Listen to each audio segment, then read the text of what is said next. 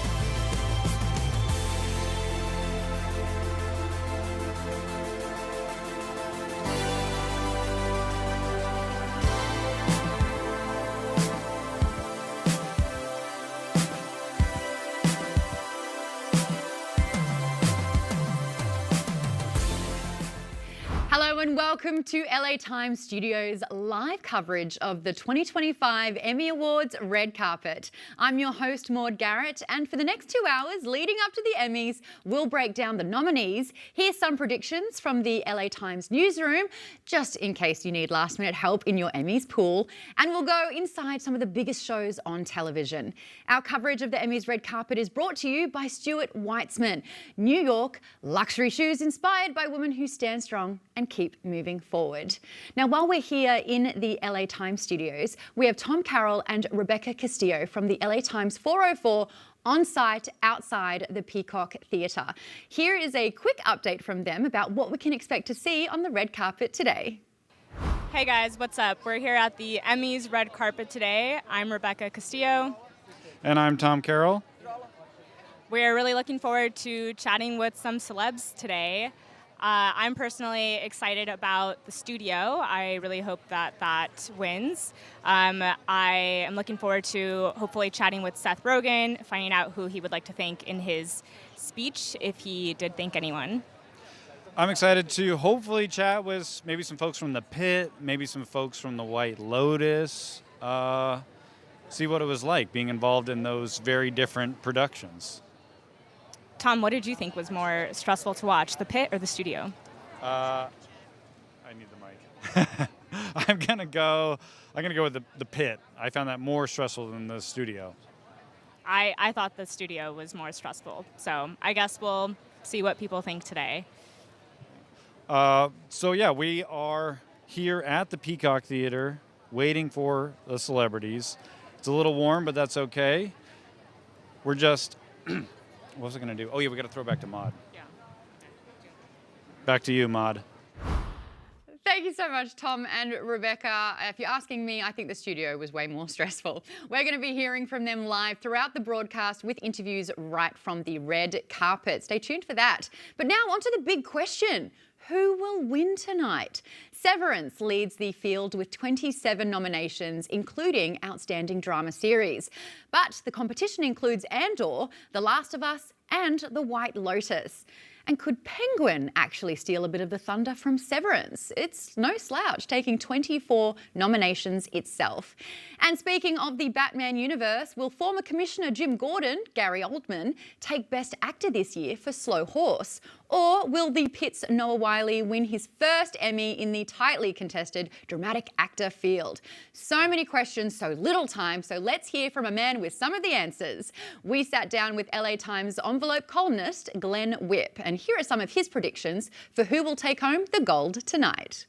Really, if you watch just a handful of shows, you should be good.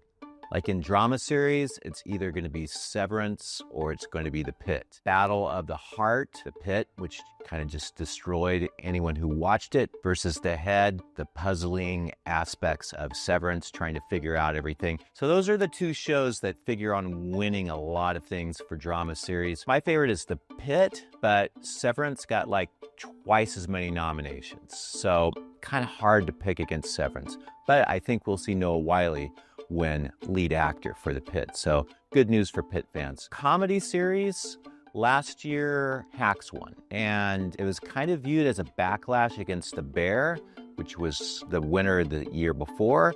How is The Bear a comedy, everyone asks. So the response, give it to Hacks. And Hacks won a comedy series. The problem for Hacks this year is that it really wasn't very funny. So is Hacks a comedy series? I don't know.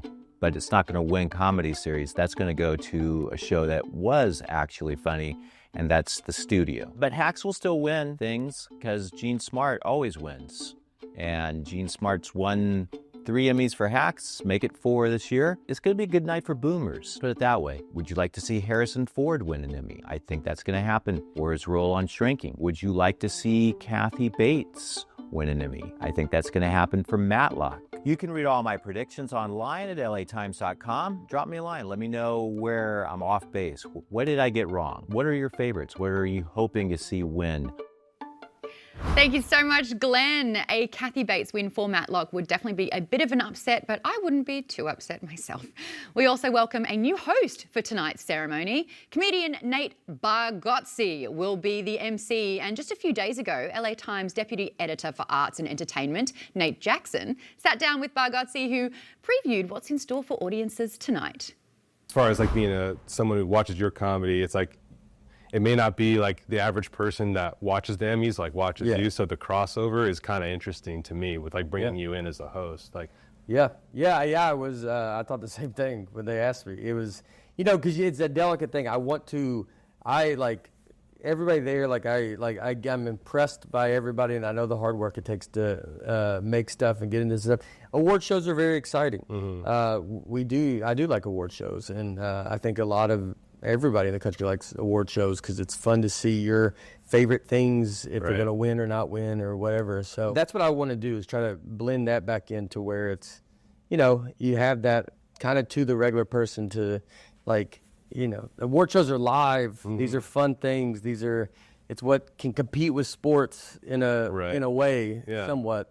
And so doing it in a great, fun way, it should be something that everybody looks forward to. I know with these award shows too, swinging back to that, a lot of times people get those jabs in, throw things in that are like more of like hot button issues or whatever. But you sound like you're avoiding that with your monologue and everything. Did you ever have pressure? Do you feel like you had pressure to do any of that, or did you just kind of like say, I'm going to just do me for this? I don't know. I mean, there would be a couple jokes, then I'd be like, I don't know if I want to say it. But none of them, everybody knows that I wouldn't. So they could even, because you can say stuff that would be broad appeal to it.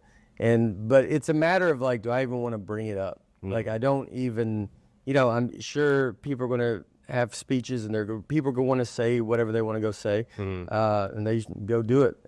But for me, it's like, I should be the constant, like almost like the palate cleanser. Like that I come out, it's just like back to like, all right, be nothing. What I think or believe or any of that stuff just doesn't matter for what the purpose I'm doing. I'm there to be entertaining, and move the show along. Any advice you may have gotten about hosting? I mean, there's plenty of comics that have hosted. Did you hear or have you heard anything advice-wise that you have taken to heart?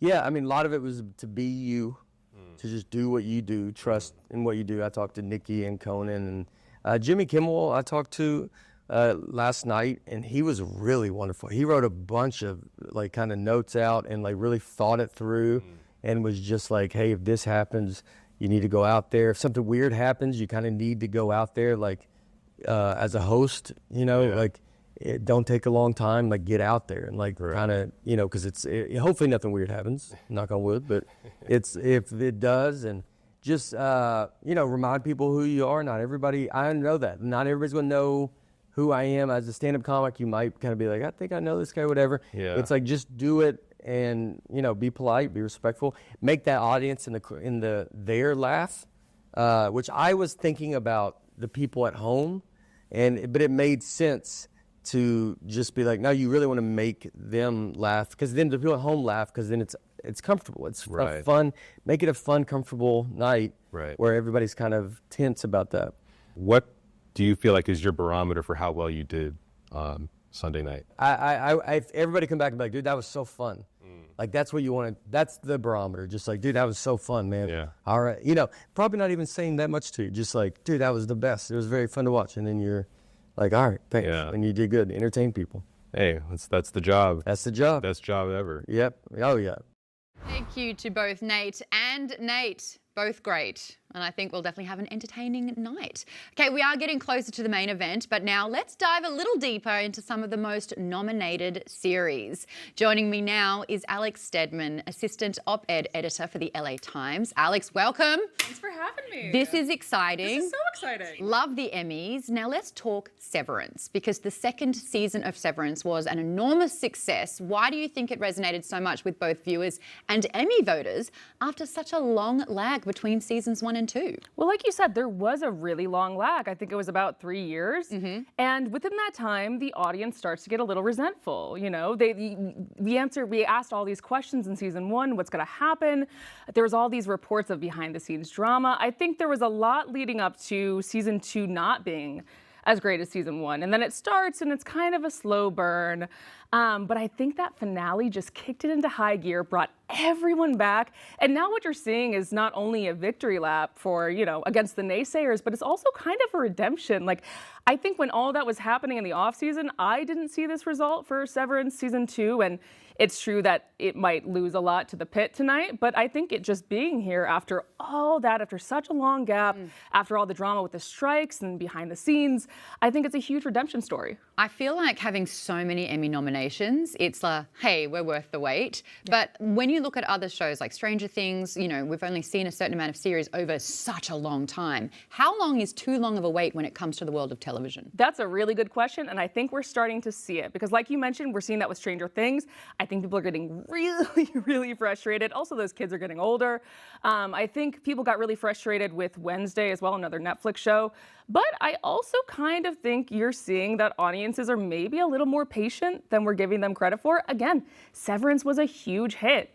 Wednesday, from what I can tell, is doing pretty darn well. So people do get impatient and they do lose their goodwill. But eventually they come back around. I think they're a little more patient than we give them credit for sometimes. I hear you on that one. We're actually going to go right now, live to the carpet. We've got someone from The Bear to chat to. How exciting is that? Worst parking lot in Los Angeles. Oh my God. I don't live here, so I'm like, I don't really know. I'm 0 for 3. No, they're great questions. I'm just not from here. I don't know. Well, you're a motorcycle guy, so maybe parking lots don't bother you as much? No, we park wherever we want. We're down the street, wherever we want. Yeah, I don't know. I don't worry about parking with the bike. Yeah.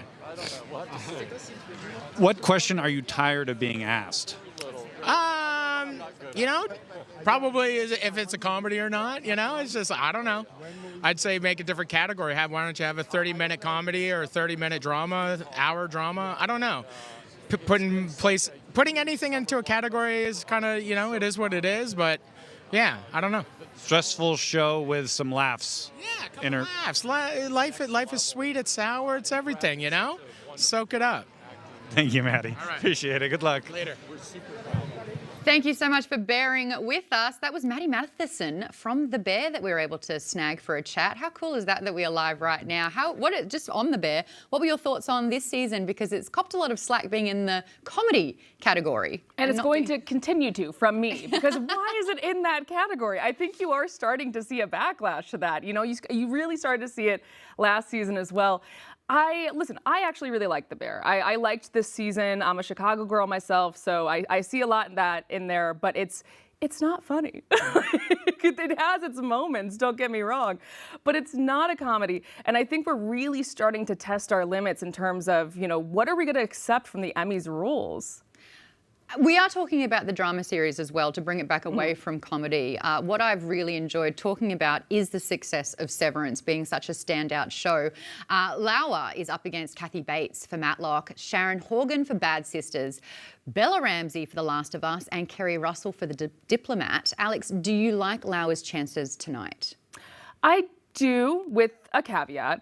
I think her performance in Severance season 2 was absolutely a highlight. I mean, you have her playing Helliar, you have her playing Helena, you have her playing Helena, playing Helliar. There's so much going on, so many layers to that performance, and I think she did it so well. However, there's stiff competition. I do see a lot of people saying that, Kathy Bates is going to take it away. She's Kathy Bates. She's Kathy Bates. I mean, who could falter? But personally, I'm hoping for Lauer. I think she gave a great performance, and she's got a shot. Okay, I like hearing that. Severance also has 3 nominees in the Outstanding Supporting Drama Actor category. We've got Zach Cherry, John Turturro, and Tramell Tillman. They're all nominated for their roles. Tillman was actually a guest on our Envelope podcast, where he talked with film writer Mark Olson about playing the mysterious Seth Milchick. And this is what Tramell had to say. How do you sort of grapple with all the unknown factors to this world, to your character? Are you having to answer all those questions for yourself, like before you perform a scene, or can you somehow like embrace the mystery and know that there are going to be unknowns? Well, with this character, he's really special because this is one of the rare instances where the character knows more than the actor. And so that gets really tricky as well. And so there are things that you're just not going to know, and you have to let go to that. There are constant conversations that I have with Dan and Ben and with the fellow directors of trying to figure out what this world is. And so because the world itself is an enigma, you don't have to play the enigma.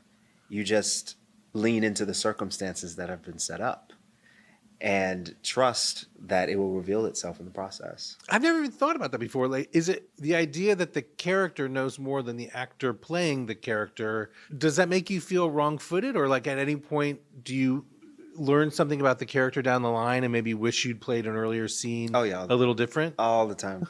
All the time. But that's where the trust comes in, right? You're trusting that you have a team of people that will lead you in the right direction, that there are people that have vision, that you have great writers and cinematographers and directors that really understand the journey. And while I might not get it, I can lean on them to help me get there.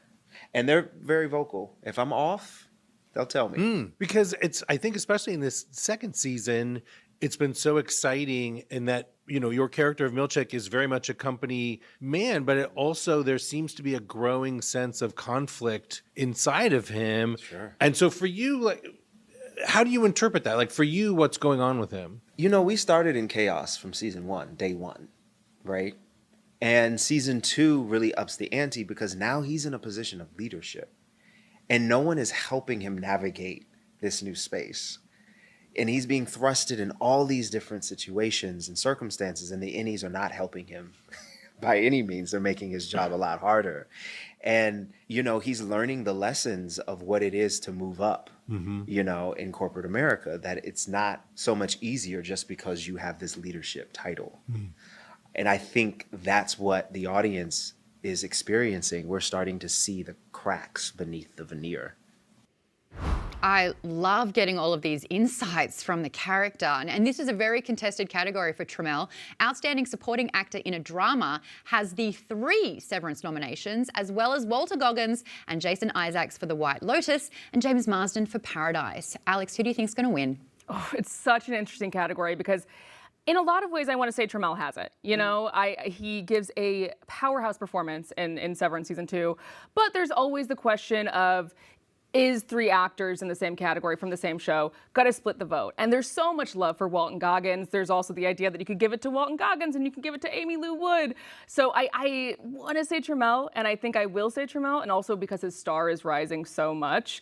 But he had such a great nuanced performance in that season. And I think we're all, excited to see more of that actor. I know. And I feel like his character, Milchick, is set up for season 3. Yes. So much. I can't wait to see what's about to Like, be what let side loose. is he going to pick? Is he going to stay a company man? Is he going to side with they've really been testing him at Lumen. And you can see it as well, where he's trying to keep his composure, but the cracks are showing big time. Now, we did have a wild cliffhanger at the end of the second season. Mark made an enormous decision. What would you like to see happen in the 3rd season? Well, we just talked about it a little bit. I really want to see where Milchick is going to go. There's so many different avenues that he could take in season 3. I'm also really excited to see the expansion of Gemma as a character because I feel like so much she's kind of just been this prop in Mark's story. But season 2 has, built out their backstory. They've done so much with her in the finale, kind of giving her this awareness and then shutting her out. So there's all these questions with Mark. And of course, we still have a bajillion things that we don't know about Lumen. And I think Severance has done a really good job so far of giving us just enough answers, but still withholding. So I'm excited to see them play with that balance a little bit more in season 3. Hey, Lumen, why do you need the goat? What's the goat for? Why do you need a baby goat? Leave those baby goats alone. Right. So many questions.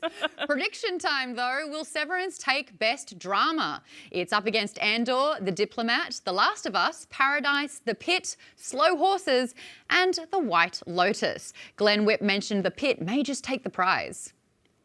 But Disney Plus's Andor is nominated for 22 Emmys tonight. As a nerd, I am thrilled about this. LA Times film reporter Mark Olson sat down with the series star Diego Luna on the Envelope podcast. And here is what Luna, who portrays Cassian Andor, had to say about the show's critical reception. It has not just been for the Star Wars faithful. It has reached, critically, with awards voters, it's kind of reached a whole other audience from just sort of like Star Wars folks. I think differently, man. I'll put it this way. Rogue One happened almost 10 years ago, 11 years ago. In fact, we started working on that. It was a film that was meant to be different, to come out of nowhere, to like be unique in the universe of Star Wars, to have a beginning and an end, a very definitive ending also, and to have characters that normally you don't pay attention to in this universe, like the all those wonderful stories behind this rebellion that you don't get to listen, that you're not aware of, and the film came out, and audiences really responded and really like embraced the film and went to the cinemas, and they watched, and the film reached audiences all around the world. And then Lucasfilm said, let's bring something like that, but in the universe of like these long format pieces that Star Wars was about to start working on, and so we were meant to be different. We were meant to be more grounded, more greedy, more political, more complex and mature. That was the idea. We were really hoping to deliver something that you would describe as a different thing in this universe, and that you would say like, wow, this is something I wasn't expecting, right? I mean, that was the exact goal of our show. What am I messing up? I can handle more than you think. Which is why you're awake every other night. I'm not Marva. I'm not your sister. I can... Seriously? I can handle it. What am I messing up? You didn't kill that boy because we're at war. You killed him because he saw my face.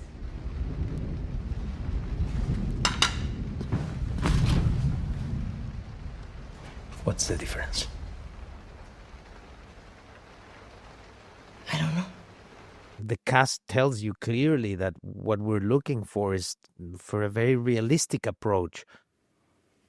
Oh, come on. It's just so good. So good. Alex, Andor received a lot of nominations, but Diego Luna didn't receive a nod. Do you think he should have been included in the Outstanding Lead Drama Actor category? TV Academy, I got a bone to pick. He absolutely should be there, if not just for his season 2 performance, the entire arc that he's built with this character since Rogue One. I mean, you have this character who sacrifices everything, and I think you really, really start to see that in season 2. You see the weight of it. You see his determination despite it. You see the pain. You see him having to make these devastating choices, and Diego plays it so well, and he's done so much work with this character, and to be just not, I feel like he should take home the trophy, and he doesn't even have the chance because he's not nominated.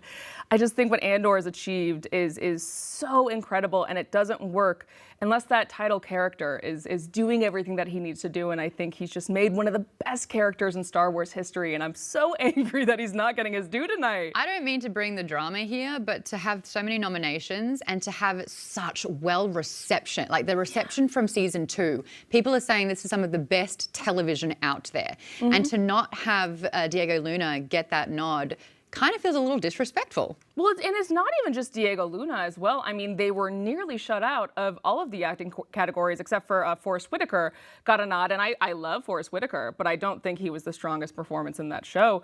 Genevieve O'Reilly did incredible things as Mon Mothma. You know, you have that kind of simmering performance there where, she's can't let anyone see her sweat.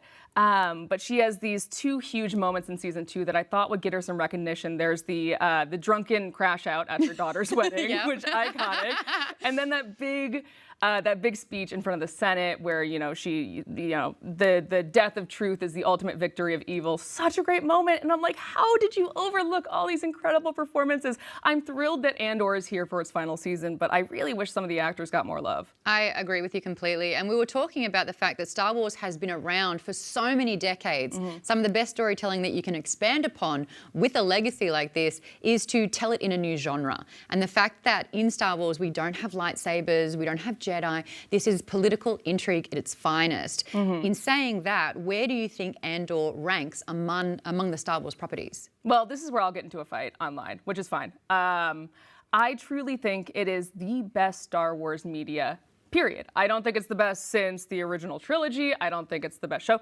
period. I think this is Star Wars at its very best. I absolutely agree with you there as well. As a long-term Star Wars fan, we're actually going to throw it live to the red carpet right now with Ice-T. Or something. I would love to be on that.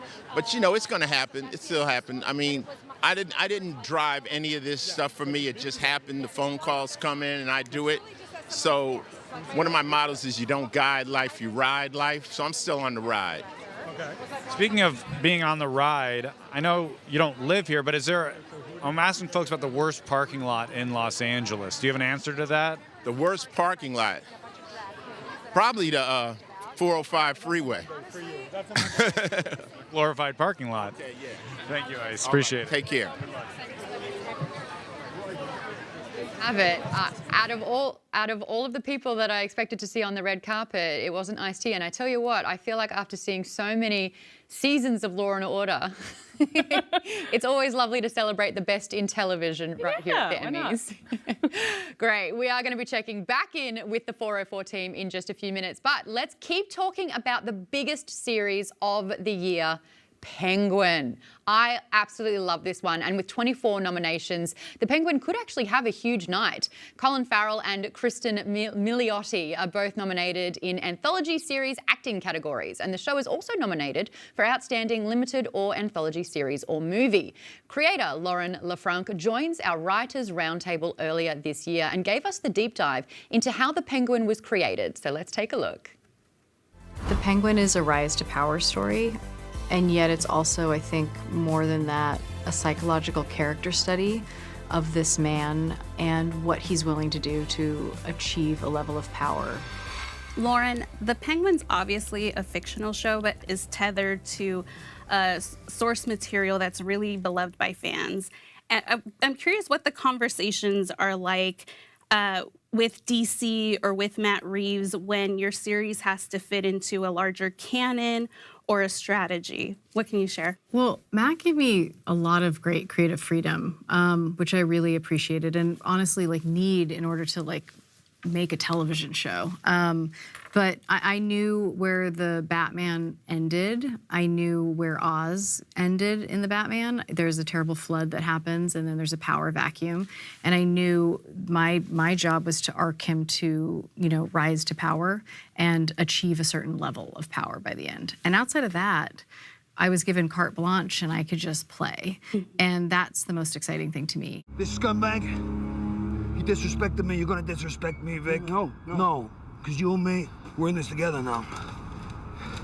Which means I own you. I feel pressure to tell a great story and to write interesting, engaging characters that are surprising and to kind of surprise myself. I mean, I think I'm not the first type of person you would think who would get an opportunity to write a guy like Oz necessarily and to write into this type of world. I think there's been a lot of crime dramas and a lot of genre shows or features that, don't have the lens that I have on a man like that.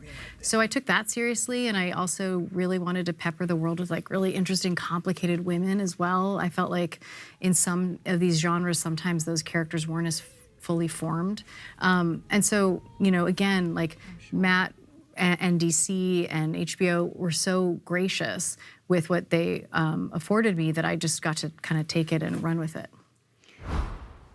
I'm joined by Alex. Alex, who would you have ever thought that a series about Oswald Gobblepot, Oz, would be so good? Well, it's kind of what we were saying with Andor. What right does a prequel to a prequel have to be that good? Same thing with The Penguin. And I think, to me, that just says, a lot of people are very cynical about the state of Hollywood, and for good reason in a lot of ways. I think a lot of people just see a lot of movies and TV shows as, IP grabs, and no one has original ideas anymore. But I think things like The Penguin just goes to show all you need is a really strong story, really strong characters, a vision, and it doesn't matter if it's a spin-off of the Batman. You can make an extraordinary show if you just have the vision, and that's absolutely what happened here with the Penguin. Do you think, though, that people who hear, oh, it's a DC show or it's a Star Wars show are not watching these programs and are completely missing out on such epic television because of that? Yeah, well, they should talk to me more because I will set them straight. No, I do think that's, even still a thing. I think with Andor, is there an anti-Star Wars bias? They nominated The Mandalorian before, so I don't know, but I still do think that maybe there's an intimidation factor. Maybe there's, I don't know that much about the Batman, so I can't watch the Penguin. No, you can watch the Penguin. I would argue you don't even need to watch the Batman, the movie, to understand the Penguin. It is a standalone show, truly, which is kind of remarkable despite a little bit of Easter egging at the end. But I hope anyone who is thinking that, kind of puts that belief to bed and experience some really great TV shows. That's it. It's weird saying if you like The Sopranos, you'll like this show. It is, but it's true. It's way more The Sopranos than it is, a comic book show. 100% agree. And this is a version of Kristen Milioti that we actually haven't seen, especially when you put it up against her episodes in Black Mirror. What did you think of her performance in The Penguin? Well, she's just incredible. I think a lot of people wrongly just still know her as the mother from How I Met Your Mother.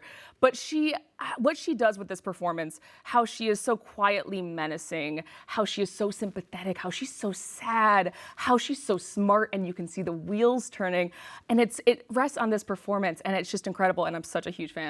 Now, let's talk about that little teaser at the end, which you hinted at. There are some little nods, but I feel like I don't want to spoil if you haven't seen it. But because you haven't heard about Batman the entire series, because it's not about Batman at all, the reminder at the end that Batman exists was almost like, oh, that's right, I totally forgot that this is a Batman show. Well, I think, correct me if I'm wrong, I seriously think they don't say the words Batman in The Penguin. So it does kind of catch you off guard, but I kind of read it as, I didn't roll my eyes at that. I was kind of like, this is still a Batman show, and it's fun. I do like that. Do you think shows like The Penguin and Andor will be hurt if they're seen as IP versus more conventional dramas? That's you. Do you think? Oh my God, I'm so... No, that's totally fine. I thought you were asking. If you're wondering, we are live. We are live. If you didn't know that, yes, we are. And I will say there's a lot of fun things happening. There is. We're currently, the carpet is happening as we talk as well. So there's some fun things happening. Yeah. I do still think that bias is still there. I think after all, you would think maybe not, but I still do think that, and you see that with the lack of acting nominations in Andor as well. We're actually going to go live to the carpet right now. We've got Gary Oldman. You look great. I love playing him. The material is very good. The template for these shows are these books, by Mick Herron. So the sort of pedigree of the show in that sense is very good. Wonderful group of people. So I've embraced the whole thing. I don't think you can go into. You never know if it's going to be successful and whether you're just ever going to. You might just do a pilot or 2 episodes and then they could cancel. So you don't quite know how successful something will be. But you go in to embrace, surrender to it, and it's been a great ride. I've really enjoyed it. Outside of Slow Horses, is there a show that you're not on that you would like to be a part of? I think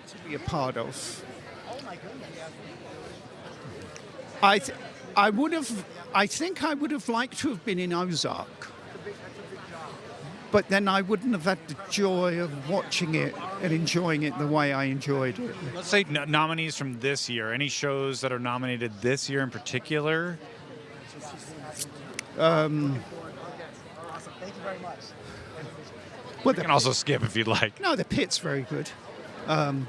I think The Bear's a wonderful show. There's a whole bunch of them. I look at Foundation and think, I could probably do a cameo in that, I'm very happy where I am, so I'm not going to be greedy, Last question. As a viewer, which show is more stressful to watch, The Studio or The Pit?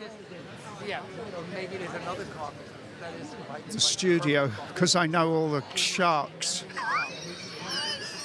Thank you, Mr. Oldman. I appreciate it. Thank you. I love hearing that. I love knowing that, like, because the studio was always going to ruffle some feathers, but to hear someone like Gary Oldman say this is a little bit too close to home. Well, there you have it. We're getting all the action from the Emmys carpet. But let's take a quick break to hear from our sponsor. I love New York. Every moment here is alive with activity.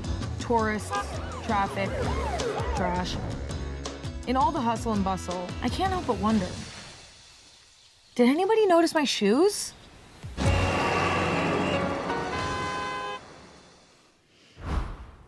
Okay, Alex, let's talk about another major player in the drama field with 16 total nominations and a few creative Emmy wins already. HBO's The Last of Us could also have a big night. The second season said goodbye to a major character in a brutal send-off. Showrunner Craig Mazin joined our writers' roundtable to talk about the even higher stakes this season. To me, if the first season was about figuring out how to manage your grief and overcome your grief by creating a new relationship, the way that Joel creates with Bella, or rather, the way that Joel creates with Ellie, in season 2, it's about managing grief by trying to exact some kind of justice. But I think in both cases, we can see how whether you try and manage it one way or the other, if you can't accept it, something bad is going to happen. And that's what happens. Well, Craig, you know what it's like working with source material, and we knew what was coming with a fan favorite character. In part 2 of the video game, it happens, and there was a lot of commentary on what this would mean for the show and what it would look like. First, tell me about your experience of the death of Joel in the video game, like you playing it, and then how that sort of informed what you wanted to see out of season 2 and where exactly it would fall. Well, I was pretty impressed. I mean, I was upset when it happened, but I wasn't upset at the game. Mm-hmm. Fantastic insights. We've actually got John Turturro on the red carpet right now. Irving. And I'm like, I'm John. I'm not Irving. But I play Irving. To me, you're Jesus, but that's a different thing. Different thing. I mean, yeah. I mean, that's a different thing. You know, not everybody can be the Jesus. So, you know what I mean? So, Okay, I'm getting a tap from your publicist. So best of luck tonight. Thank you for taking the time. thank you. You guys are the boss in that way? It's all happening so fast on the carpet, and it's all about timing for sure. But Alex, now that we've got you here, let's talk a little bit more about The Last of Us Season 2. Even though we said goodbye to Pedro Pascal's Joel just a few months ago, have you emotionally recovered yet? No, but to be fair, I haven't emotionally recovered since 2020 when I saw it in the game. So I'm still recovering. But no, even getting Pedro Pascal in such a small dose is still great. With that being said, while I'm picking bones on this broadcast, why is he in lead actor for drama instead of supporting? He's barely in season 2. Yeah. That's a slot that could have gone to Diego Luna. So while I was happy to see him even a little bit in season 2, and he's great, I'm just, Emmy roles are so odd. I do hear you. And the fact that season 2 definitely had a very different vibe about it, especially compared to season 1. Do you think the love for The Last of Us was muted this year? Yeah, I definitely do. I mean, season 1 was just such a massive breakout, and I think it really kind of put the nail in the coffin of the so-called video game adaptation curse. It was just so incredible. And season 2, I think it really, really struggled from, 1, the lack of Pedro Pascal, and 2, it being kind of a two-parter. You know, if you played the game, The Last of Us Part 2, you know how that game is kind of split in half.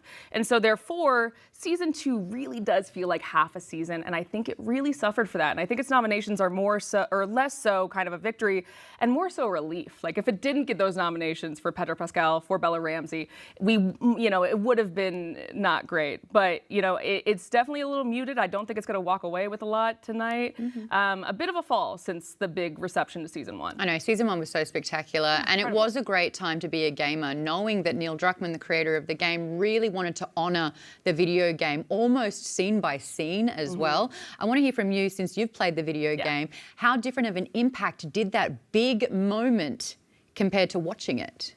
Well, as a gamer, you would know that, when you're playing the game, you really do feel more immersed. You do feel things a little more strongly, a little more heavily.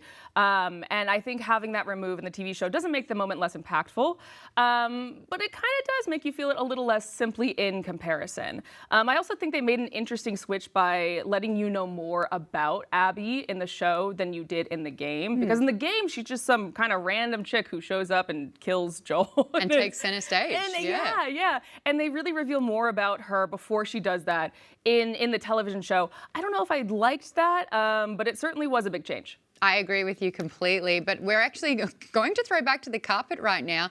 We have someone from Hacks that's getting interviewed. Cut it! Perfect, thank you so much. Have a good one. Oh no!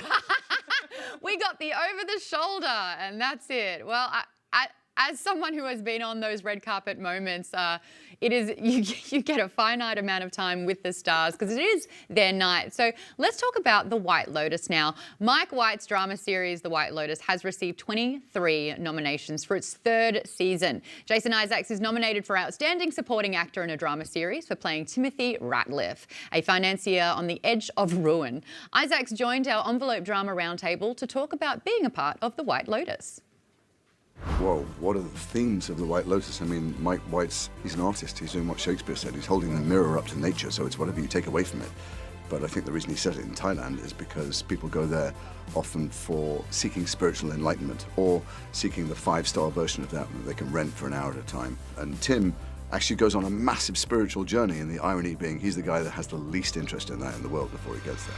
Jason, your time on White Lotus was a very immersive experience. You were in Thailand for something like 6 months, is that right? 7 months. 7 months. 7 months. Yeah, it was some time.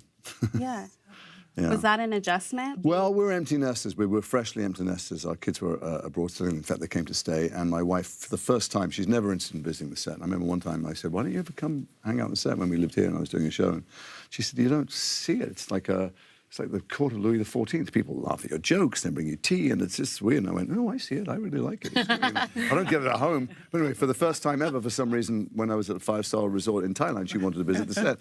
And it was great, because she was there for 5 months, and I could share the life with her. That's awesome. I so often feel the things that are filling my life, the people who actually, I feel like I know them better than I know my real family and friends, because you're in this intense bubble. She knew too, and it was a joyous thing. So how was it? It was many things. It was a whole, community, a whole village there, and all the things you would expect, all the lovely and terrible and boring and exciting things happened.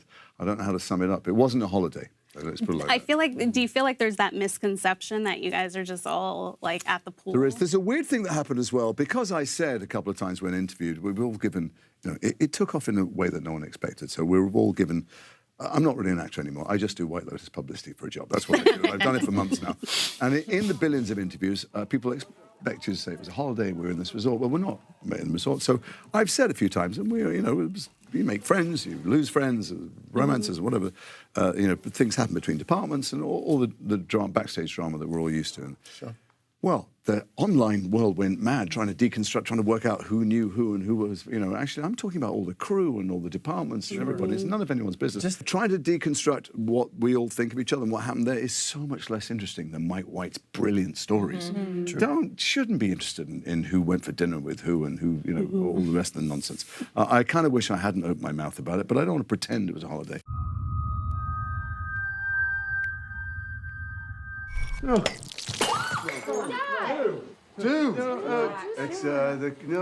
What happened? You get fired? I think in the pit, people could be dead. So I'd say the pit more stressful. Not that the studio's not stressful. I think a lot of people agreed with you. What do you think is the worst parking lot in Los Angeles?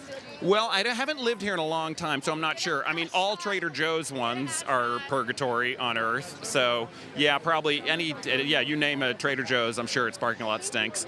We've had 2 Trader Joe's specifically named, the Silver Lake and La Brea. Is there a third one that you want to throw out there? Yeah, there's one in West LA that's quite awful that I used to have to go to, but then I was banished from the city, and now I don't have to live that way anymore.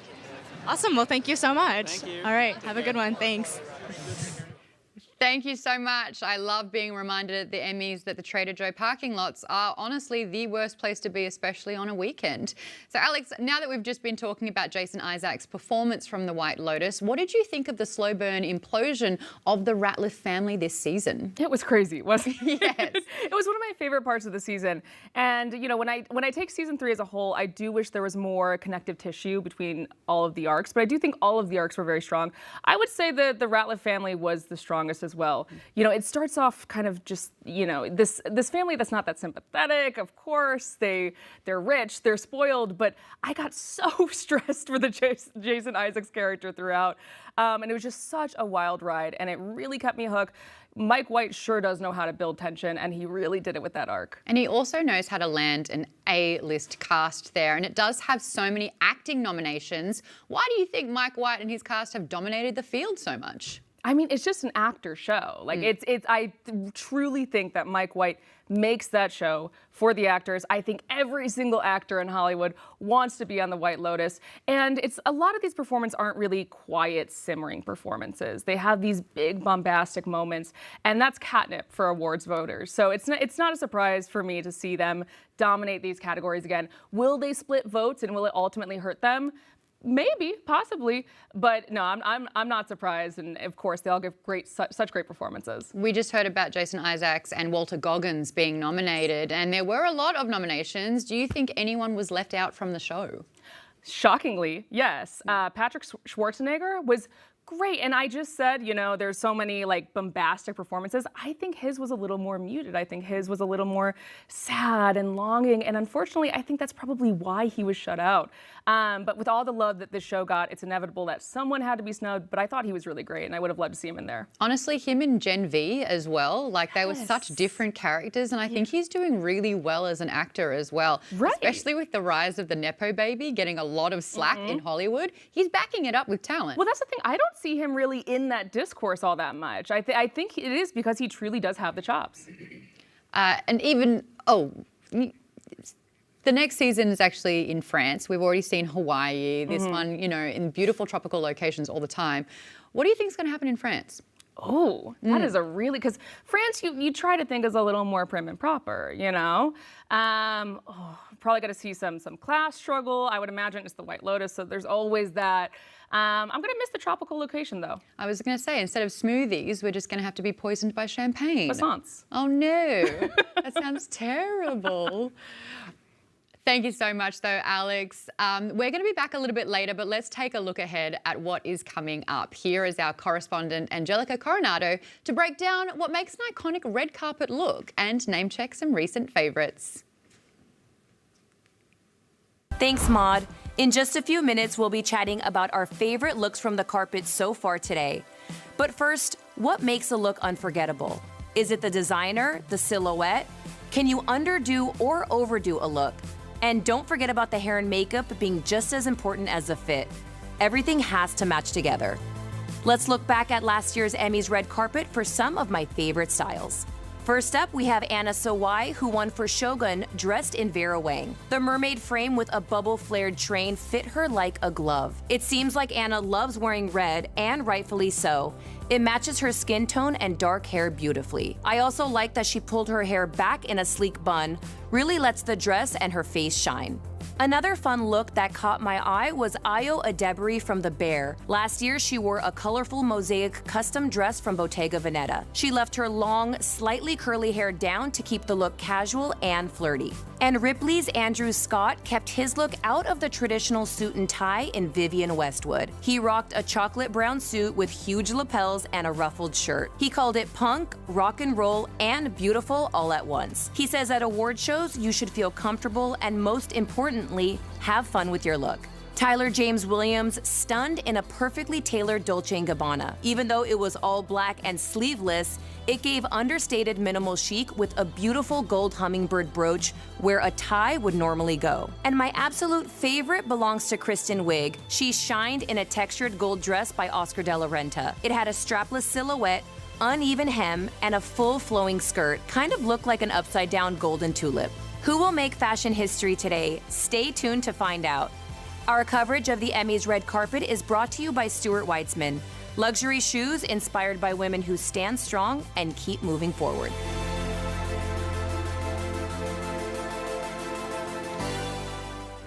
That Kristen Wiig number is just stunning. And can I make an observation, since we're talking about fashion, that I'm matching Gary Oldman's necktie, his bow tie. We're both donning the red. She knows what's up. Hey, the 404 team have chatted with Severance's Patricia Arquette, and this is what she had to say. So, Severance, obviously, a lot of nominations, but I'm curious, is there a show that you're not a part of that you wish you could have been a part of? That's such a hard question. There's so many great... In the history, Let's say this year. Keep it easy. Okay, no, I want to go back to Rod Serling. If I can time travel, I want to work with Rod Serling in the original Twilight Zone. But yeah, there's a lot of great shows. Honestly, they're all nominated. The Pit's great, Bear's great, White Lotus is great, Adolescence is great. There's just a lot of amazing shows. Okay, well, what's more stressful to watch then, the Pit or the studio? In the studio too. I can't answer that. Everybody has their own, I'm asking you personally. This is a personal question. No, I don't judge art like that. It's each its own thing, and also performances maybe carry more weight in a different way for me than for you, and specific performances in specific moments. So I refuse your question. Worst parking lot in Los Angeles? The worst parking lot in Los Angeles? Maybe Trader Joe's. You're the second person to say that. Which Trader Joe's? On La Brea. But yeah, there's a lot of bad parking lots actually. I hate parking lots where the spaces are too small. I have a small car, and if it's too small for me, I don't know what you're doing through SUV. Thank you, Patricia. I really appreciate it. Hearing Patricia Arquette confess that she has a small car, knowing that the car that she drove in Severance was also a character in itself, I think that that's so funny. Back onto Severance, I love talking about Patricia Arquette's role within this, because she's done such an amazing job of sort of going from the well put together, almost CEO version, someone who's very in charge, to someone who's absolutely losing the plot. How has her difference from season 1 to season 2 been for you? Well, first of all, I kind of miss her in season 2 because she was in so much more of season 1. Yeah. But what we do get of her in season 2 is really interesting. I think one of the reasons why I find both Cobell and Milchek really, really fascinating characters, especially as we move forward, is they're the two characters who really don't have anyone, right? So Cobell is totally, at this point, pushed out of Lumen, and I don't think she cultivated much of a life out of that. And then Milchek, obviously he's a company man, but Lumen at this point is just being so condescending to him, just really pushing him down. So is he going to start siding with the innies? I don't think so. But again, I think that's truly the strength of Severance. You have these really strong characters and you don't know where they're going to go. We still have so many questions. And again, I'll be tuning into season 3.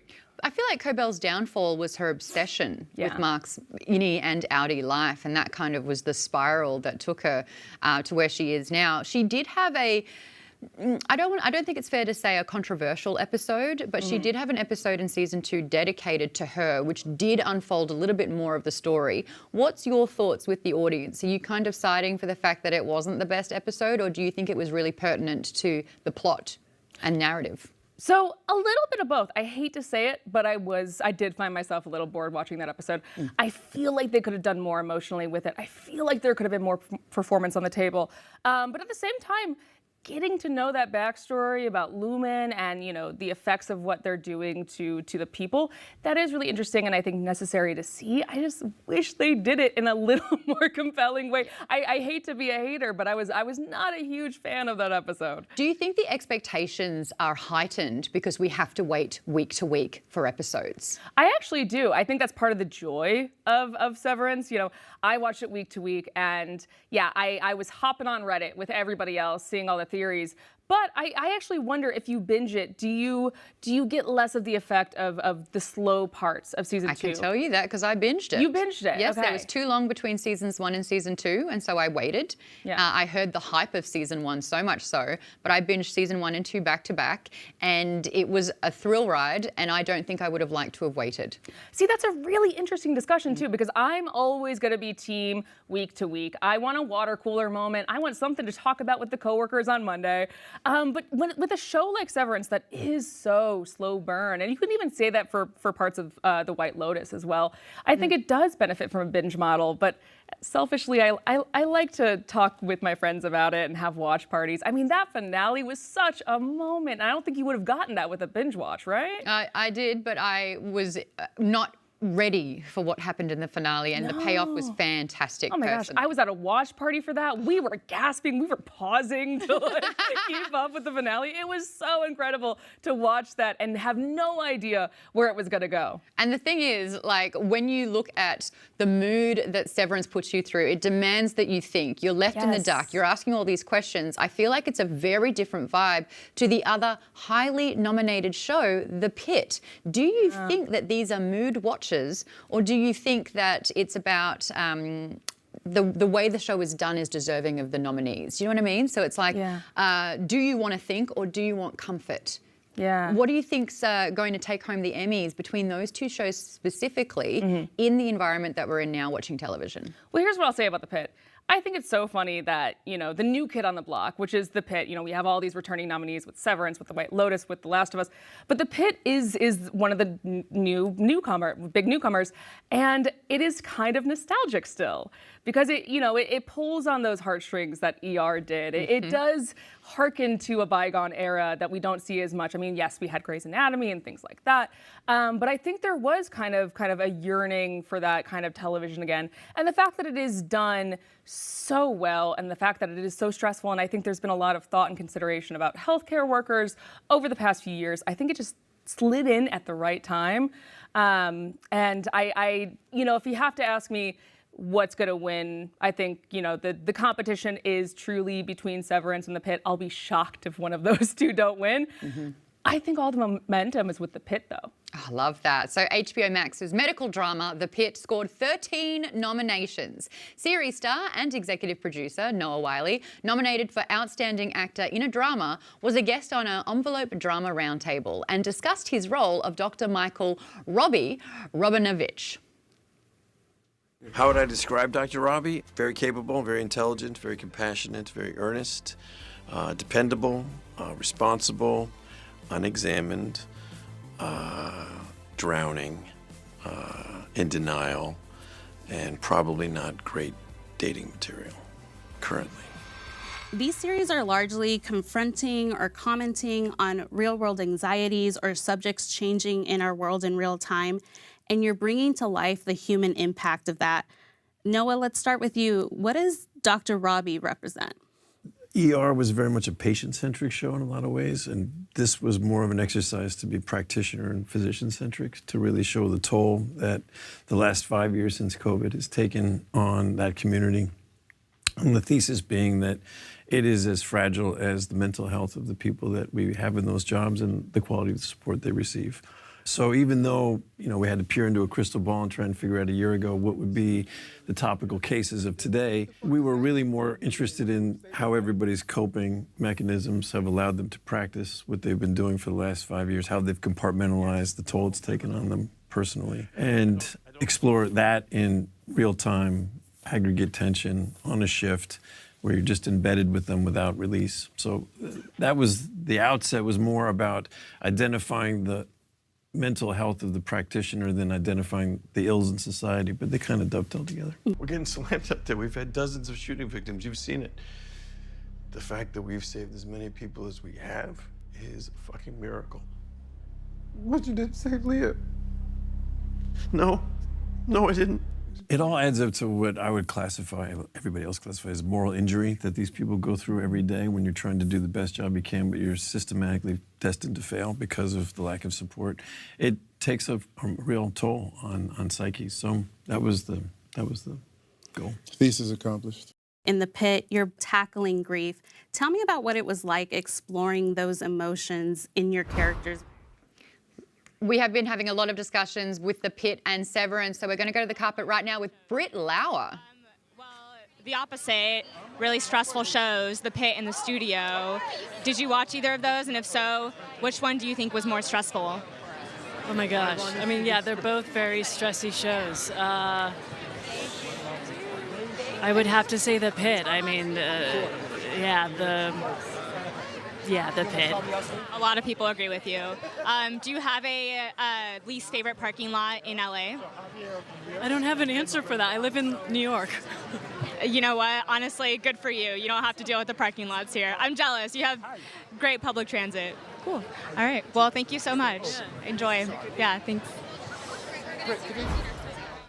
Very interesting to hear the actress from Severance talk about The Pit as well. So Emmy-nominated showrunner from The Pit, R. Scott Gemmell, was a guest on our Envelope Writers Roundtable, where he discussed the ripped from the headlines feel of the show.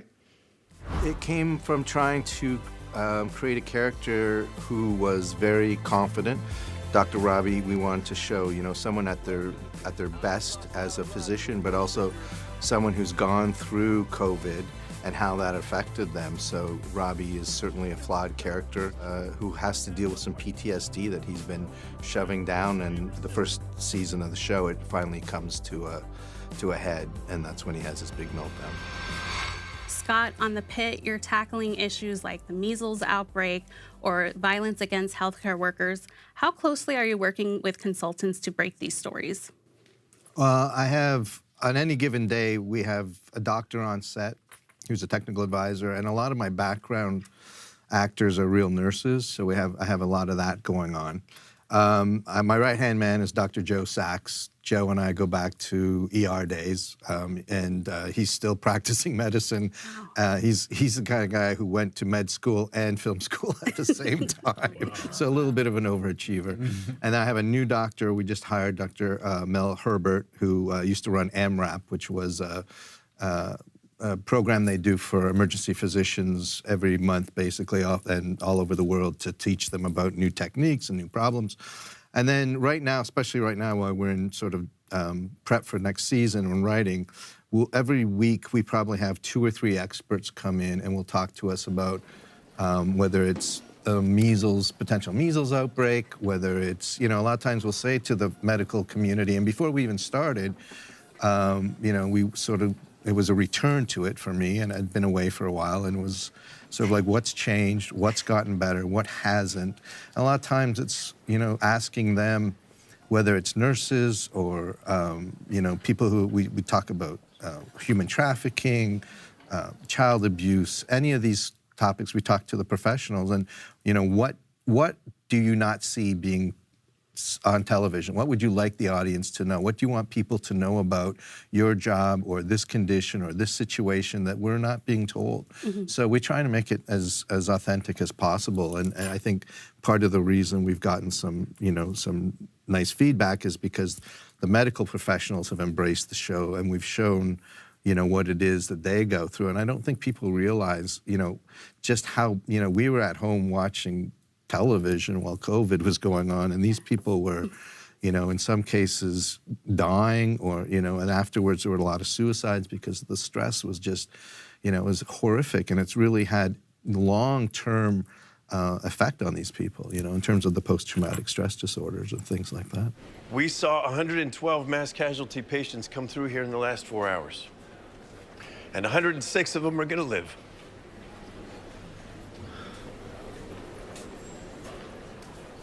None of us are going to forget today,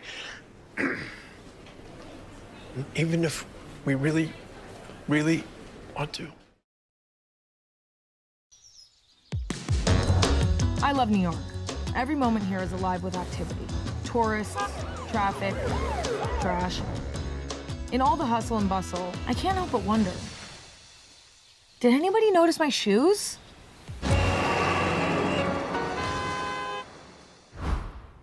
We are going to see how the show The Pit does in real time, and thanks to Alex, who's going to be back with us in a little bit with final predictions.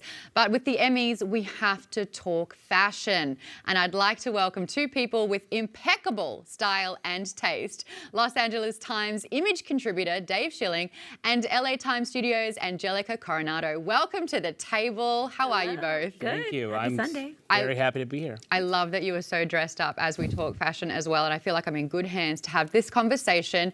Dave, you have covered red carpets for Image magazine, and you've been seeing an evolution in men's looks on the carpet. Tell us about the suit and tie. Well, I mean, today I've been kind of shocked at how many traditional menswear elements have been used by people that otherwise I think would be dressed kind of boring. You know, I think I've seen tailcoats, I've seen cummerbunds, I've seen all of these things. I've seen pleated tuxedo shirts. These are old school kind of traditional menswear pieces. And so I think these things are being played with in a really interesting way. It's now, you know, kind of nostalgia, but also forward-thinking and futuristic, and it's exciting. Do you think men are being rewarded for taking more risks with fashion? You have to be, because it's important for men to now be as, I guess the word is outrageous as the women. You know, you want to be noticed. Instagram is such a big part of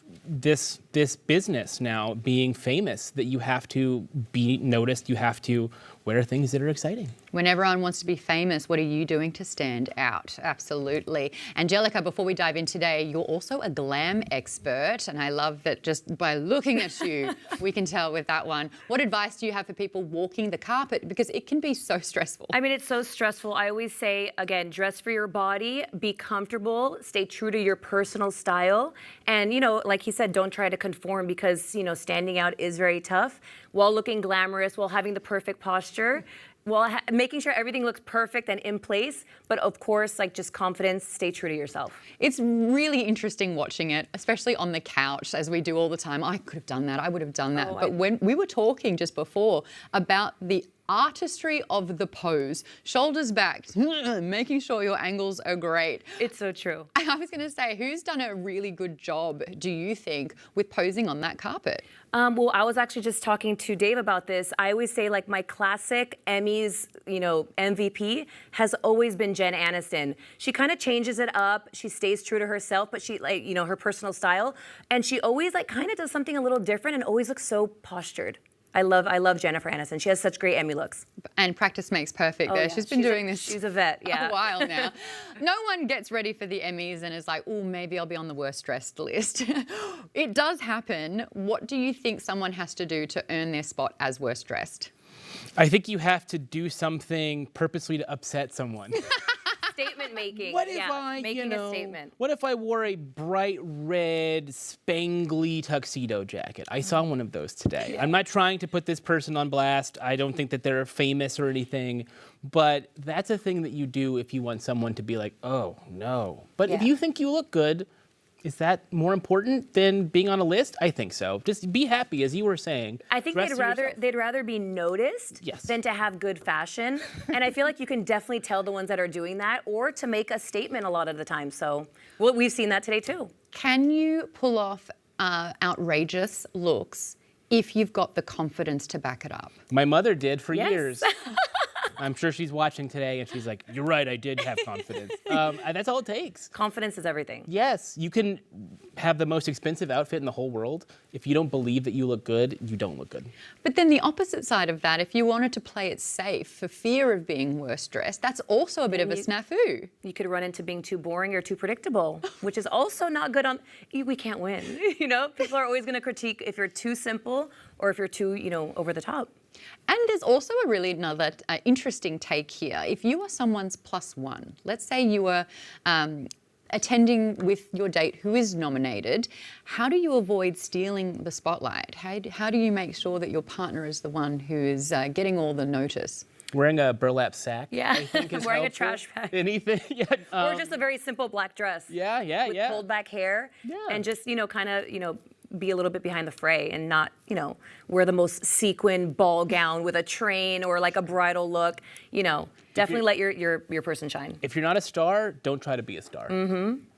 That's true. Well, someone who makes gorgeous fashion choices, Bowen Yang, who's currently on the carpet right now, live for the Emmys. I feel like if there were anyone's outfit we could weigh in on live, it would be Bowen Yang, who's often kind of using his flamboyant nature to really sell some of these looks that we've had. And I love that about him. What are your thoughts on Bowen? And hopefully we'll get a little glance at what's happening because the carpet is live at the moment. But we were talking, Dave, about men's fashion. Yes. And what to do and what new different things, and having a partner and seeing if they stay in the spotlight here.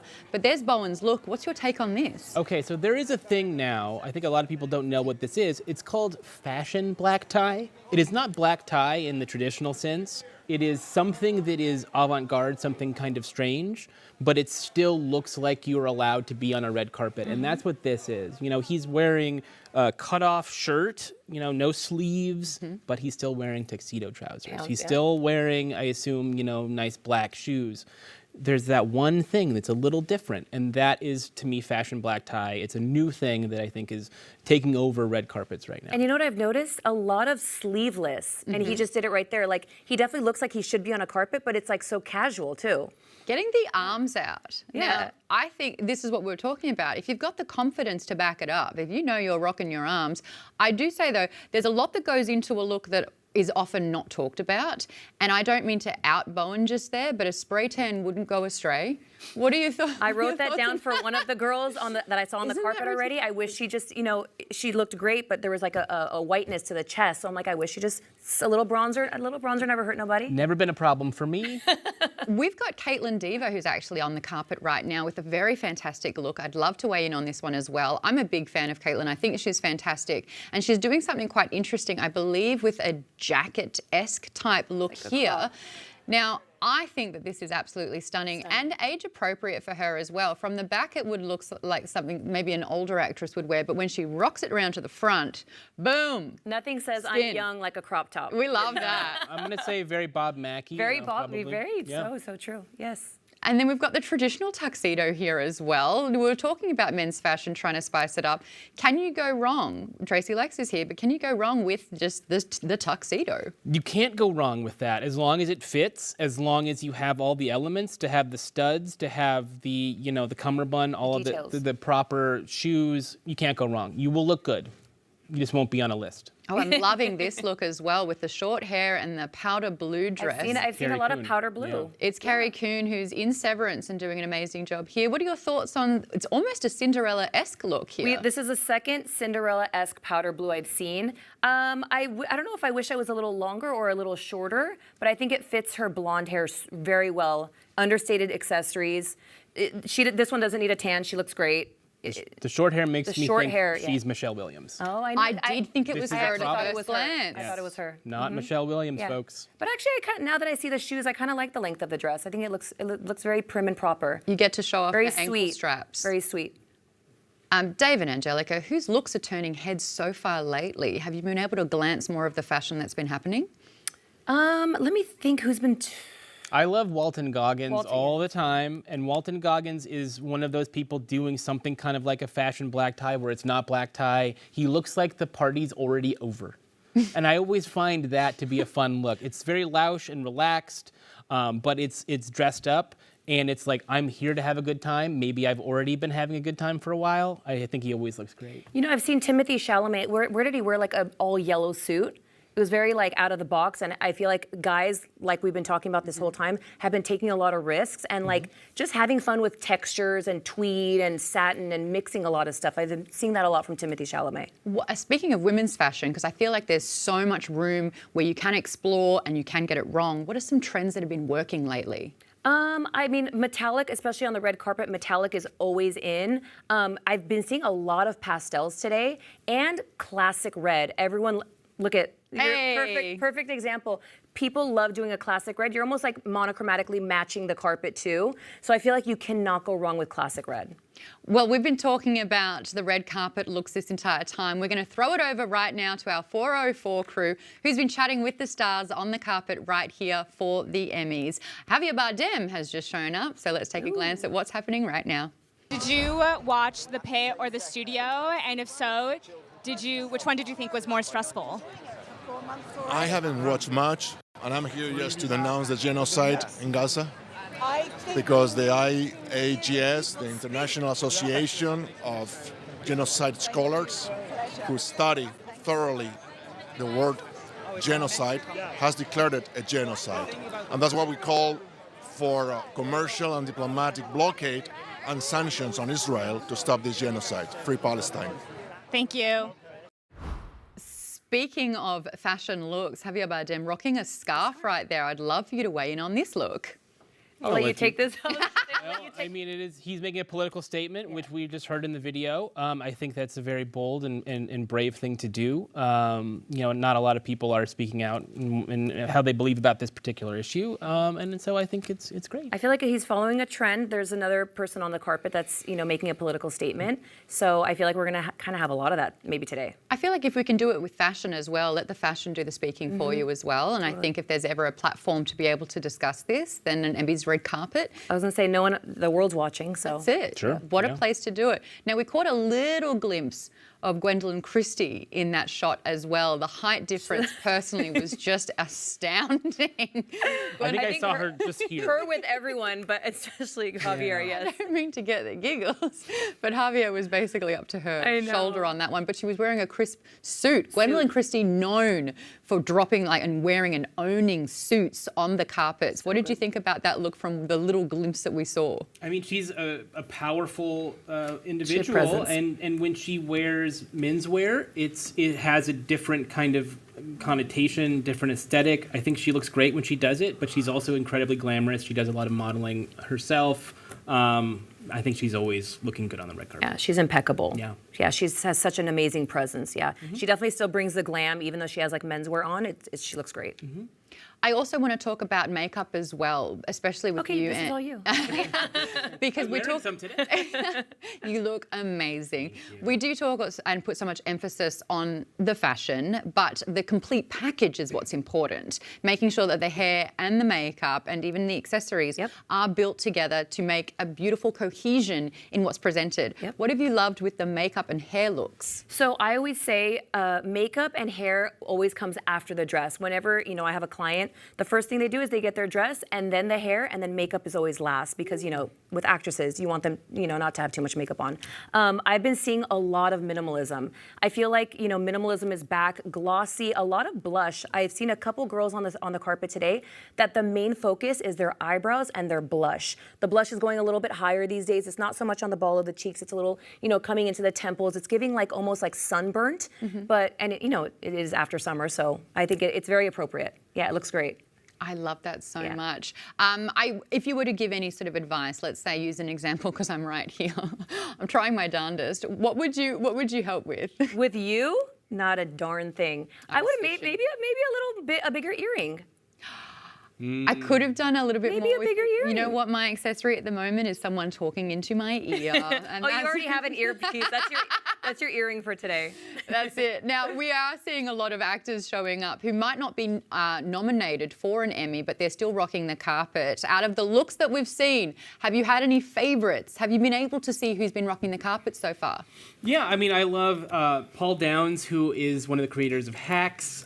He is wearing a tailcoat, which is a very traditional sort of formal attire piece, plus a jaunty neckerchief. There's been a lot of looks where there's no tie, there's a scarf, there's a neckerchief, there's something. People are experimenting with the neck region right now from a menswear perspective. I feel like the only thing missing is a top hat. Right? It's very why not? Performer-ish. Let's have the Monopoly guy on the show next time. And now for my next trick.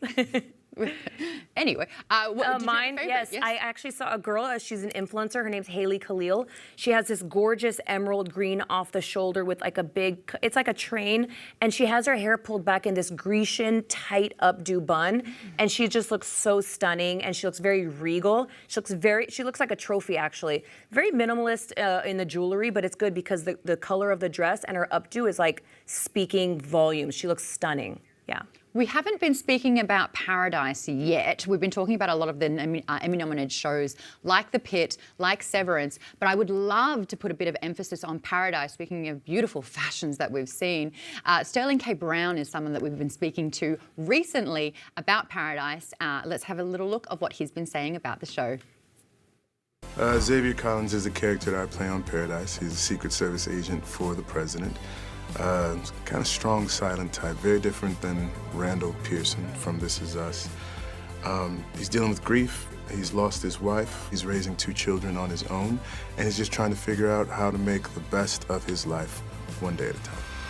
Well, Sterling, in Paradise, your character Xavier is in this post-apocalyptic world, and he's just lost his wife, and he's trying to raise his kids, all while still doing his job. Talk to me about getting in that headspace. He still has purpose, even though he feels like he's doing it without half of his body. You know what I'm saying? So I don't think anybody goes into parenthood planning to do it by themselves. And so, like, he has such a deep, abiding love for his wife. So thankfully, I have 19 years of deep, abiding love for my wife, because we basically just have life experience and imagination. And sometimes one trumps the other. You know what I'm saying? Oftentimes you have to, but the imagination is, I don't put it in second, like they're right there with each other. And then there's the game that you play that you ask as an actor, do like, what is it like if a bomb hits my wife and she's all of a sudden just gone? And you have to actually sort of live in that space. Calls are dropping, not getting through, so I didn't know for like the last 10 minutes. Xavier, calm down. And now she's stuck there, and you said that you were gonna get her a plane. Agent Collins, calm down. Where are your kids? At school, I think, with your son. Okay, then they're right where they need to be. And what I love about crews, and you guys probably echo this as well as I do, they know when things are light, and they know when it's like you need your moment. Yeah. And you see like the crew just all of a sudden they're just like not even, they just do their thing as you're walking through in your sort of like fugue state of like whatever it is that you have to do to accomplish this. Is like, people, like everybody, the vibe on set just changes. Because they're like, oh, they're giving you your space so you can do what it is that you got to do, you know? And you know when you've crushed it because you look over and you see Cobra guys. They'll hit you. Yeah, it is. It's a beautiful thing because it's not theater, but you do get feedback. You do get feedback on set, which is really great. How did like This Is Us prepare you for people sort of being really into the twists and figuring things out with Paradise? I mean, very well. You know, you become a master of talking about the show without talking about the show. You know, it's basically what you do. And you never want to ruin it for them, because I think when you read the script and you find out how Jack dies, et cetera, like, you're like, oh man, they killed that. And so the idea of telling somebody before they actually get a chance to see it, it just never occurs to me. I was like, no, you'll see it. I don't tell my wife, I don't tell my kids, whatnot. It's like, it'll play out. It's like, we find out how they got into the bunker? I'm like, yeah, you find out. I find out who killed the president? Yeah, you find out. It's cool. But in terms of going online and seeing how people were reacting to it, this was actually quite joyful, because I didn't anticipate the excitement that the show was able to garner and whatnot, and to see just the level of enthusiasm that folks, the buy-in, because it's a big buy-in that you're asking people to, you know, believe that the world is ended, they're living in a mountain, et cetera, and that there's a step, but everybody was willing to take that step with us, and it was joyful. I loved it. We're going to be going to the red carpet right now, where we have Seth Rogen here at the Emmys. And push me. If I'm in your shot. Okay. You're in our shot. You were in our shot. That's what happened. This is the red carpet at the Emmys. It's over already. And I have a feeling if you've got Seth Rogen, it's only for a few seconds at a time, because he's so hot right now.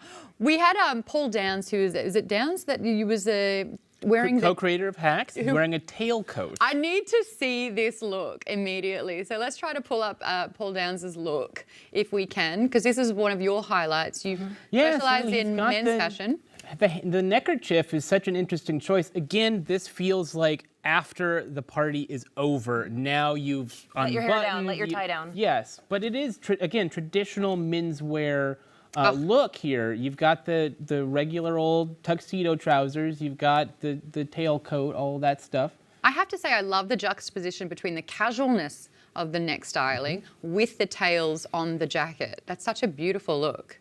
It's nostalgic, but it's also modern, like I was saying before. That's the way of menswear right now, I think. And taking risks, even though it's subtle. It's not too overbearing, but it is a nudge in a great direction, I feel.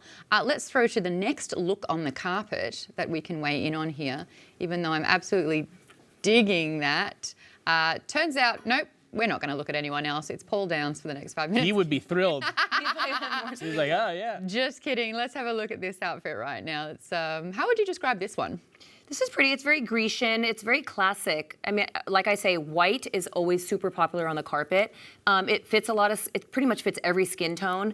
She had a very casual. That was Michelle Williams, by the way. Was it Michelle Williams? I thought Carrie that Coon was looks Carrie more like. Coon. Oh my God, she looks like Michelle Boy. Williams looks so young. I got tricked. I had no idea it was her. This is Anna Sawai. She was last year's winner of Shogun. She actually always hits for me. I think she does such an amazing job with her stylist, who just brings her to her game every single time. But what do you think about the sleeve number? She always has a very nice silhouette. She again dresses for her body. She likes a nice form fitted, and she likes a little bubble at the bottom. She likes a train. I feel like we're moving through these so Yeah, fast. I know, right? Yeah, on to the next Who do one we have here now? already.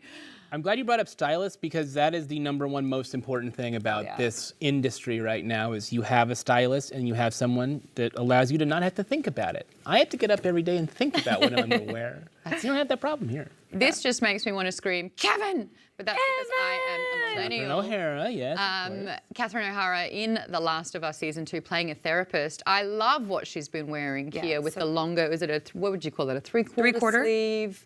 With a billowing gown skirt as well. I wish I got a better look at it, but yeah, it was very classy. Do you think it is harder for sort of like how do I say this, more graceful actresses who've been doing this for some time to stay relevant with fashion? I feel like if they hit a certain age, they've definitely already established their fashion, and they just have to keep going with it and play around with maybe textures and since the Emmys is a little bit more of a casual, glam red carpet, they can play around with a lot of people they wear their hair down. They're not doing the updos and the crazy glitzy dresses. They're doing black hair down, casual, so they can play around with it. I actually feel like they do a great job of playing around with it. They just change it up with colors and textures. I did see an amazing sort of in-depth look at Helen Mirren, who would wear stripper heels. I'm talking, 8-inch, transparent stripper heels that she actually got from an adult store in West Hollywood on Sunset because she loved the fact that she was 8 inches taller. Oh, and there was a whole montage of her wearing it to red carpets for about 15 years. No way. And the reason why I brought that up was because I thought that comfort would be far more crucial the older you get when you have an award ceremony like this, because it does drag on for hours. Not Dame Helen Mirren. She probably got so used to it. I didn't actually realize that she's tiny. I did not, for some reason, when she's on screen, I think that she's tall. She has such a presence. She's so commanding. And then I saw her in, I think it was the Western show that she was in, and she is so little next to Harrison Ford. It was. Now it makes sense. Now you know the She looks so tall on the red carpet. It's stripper heels. Well, fashion for the different red carpets over all the award ceremonies have been happening for absolute decades. Angelica, I want to know from you, what is your favourite look of all time from a red carpet at an award show? It might be a little bit casual, but what was her name? Oh, Hilary Swank, when she was in Guy LaRouche in 2005, she had this beautiful long sleeve navy backless with a huge train, and she had her hair pulled back in this low knot. I think they call it a low knot bun, and her back just looked so ripped, and it was perfect for her body. I think she won that year, correct?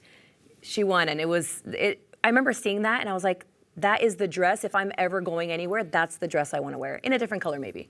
But yeah, it was beautiful for her. It was I do love that they, with women's outfits, you get to show off different parts, and the fact that it was her back. It was her back. Was so empowering. And she was kind of walking the whole time like this, so everybody could see just how in shape she was, and it was perfection. I remember being, at that time I was early 20s, and I was like, oh my God, what a movie star.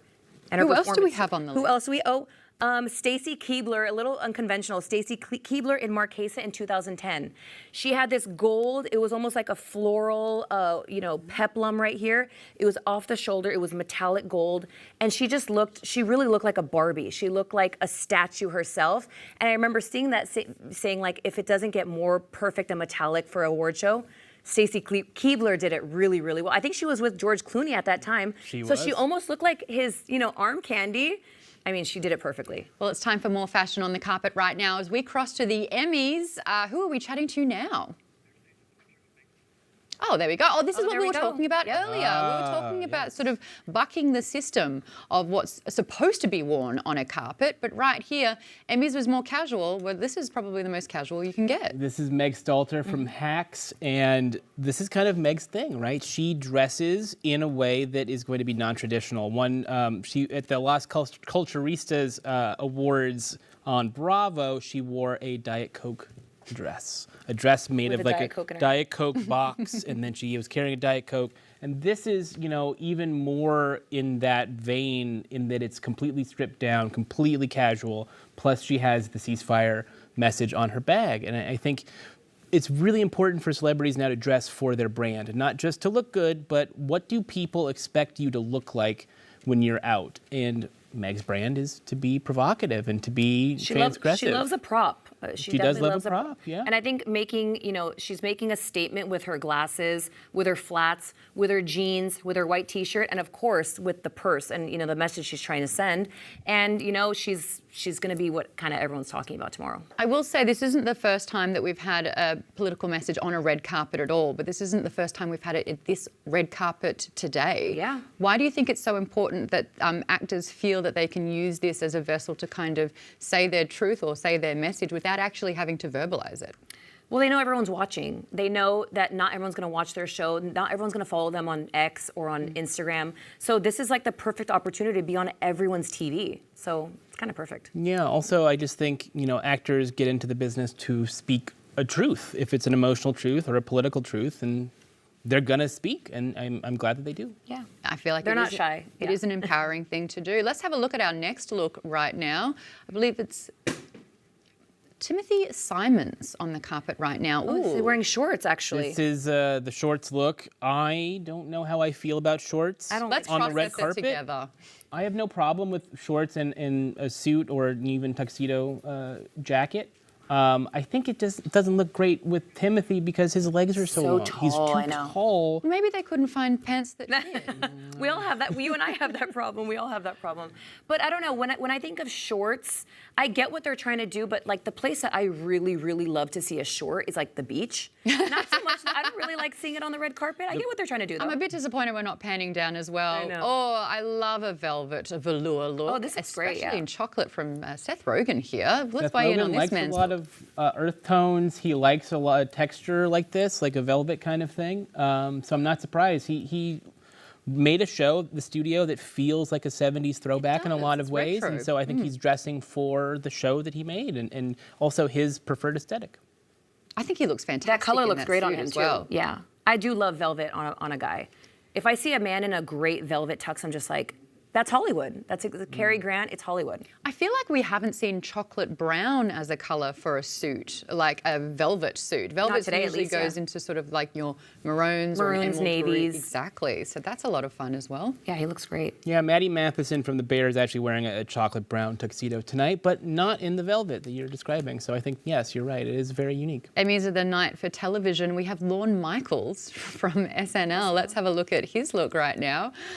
Do you think Lorne wants to be here? I feel like Lauren always wears the same exact thing. If it ain't broke, If it ain't broke. Still mad they didn't hire me.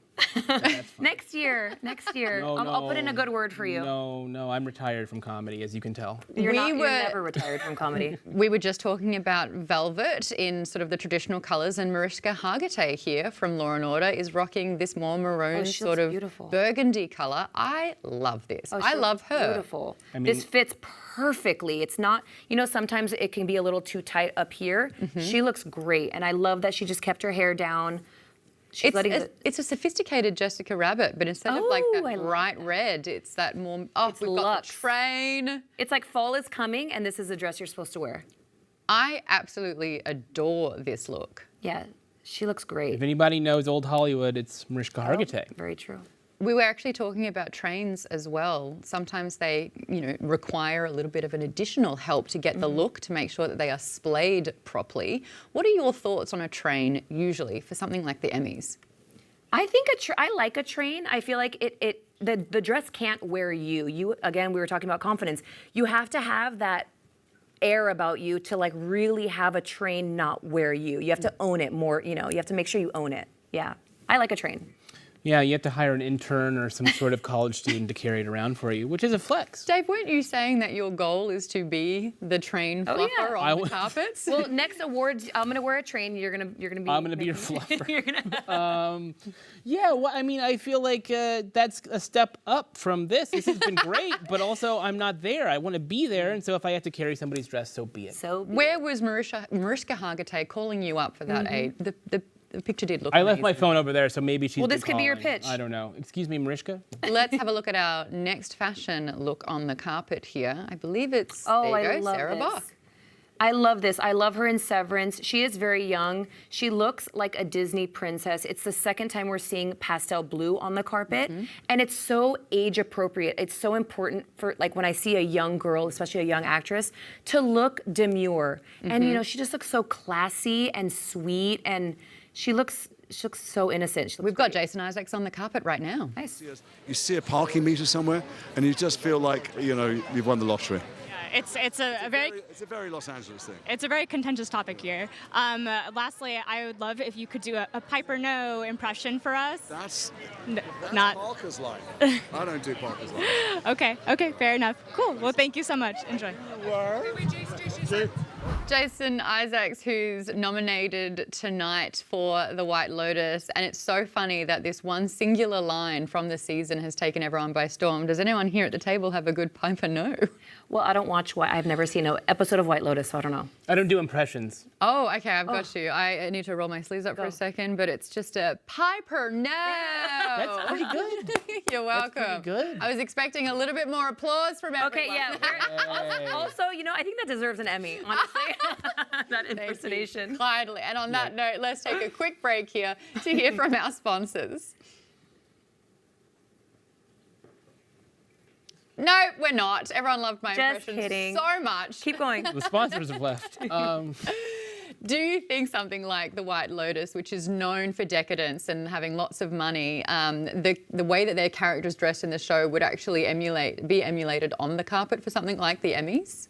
It depends. I mean, yeah. Where were they this past season? They were somewhere tropical, right? I feel like it was Thailand. It's Thailand, and everyone dressed horribly. I was gonna say it was very beachy. Feel that tea. Yes, it was purposeful. You know, I think that show is so satirical and designed to kind of poke fun at the ultra-rich that the costume designers make a very concerted effort to make their characters look a little silly. I wouldn't go to The White Lotus for my fashion tips. Yeah, me neither. Well, we've actually got Callista Flockhart, and we did have Harrison Ford ever so briefly rocking a standard tuxedo here. But what do we think about, there he is. Look, he's just trying to support his wife, which I think is beautiful. What's your take on Callista's look here? Classy, very age appropriate.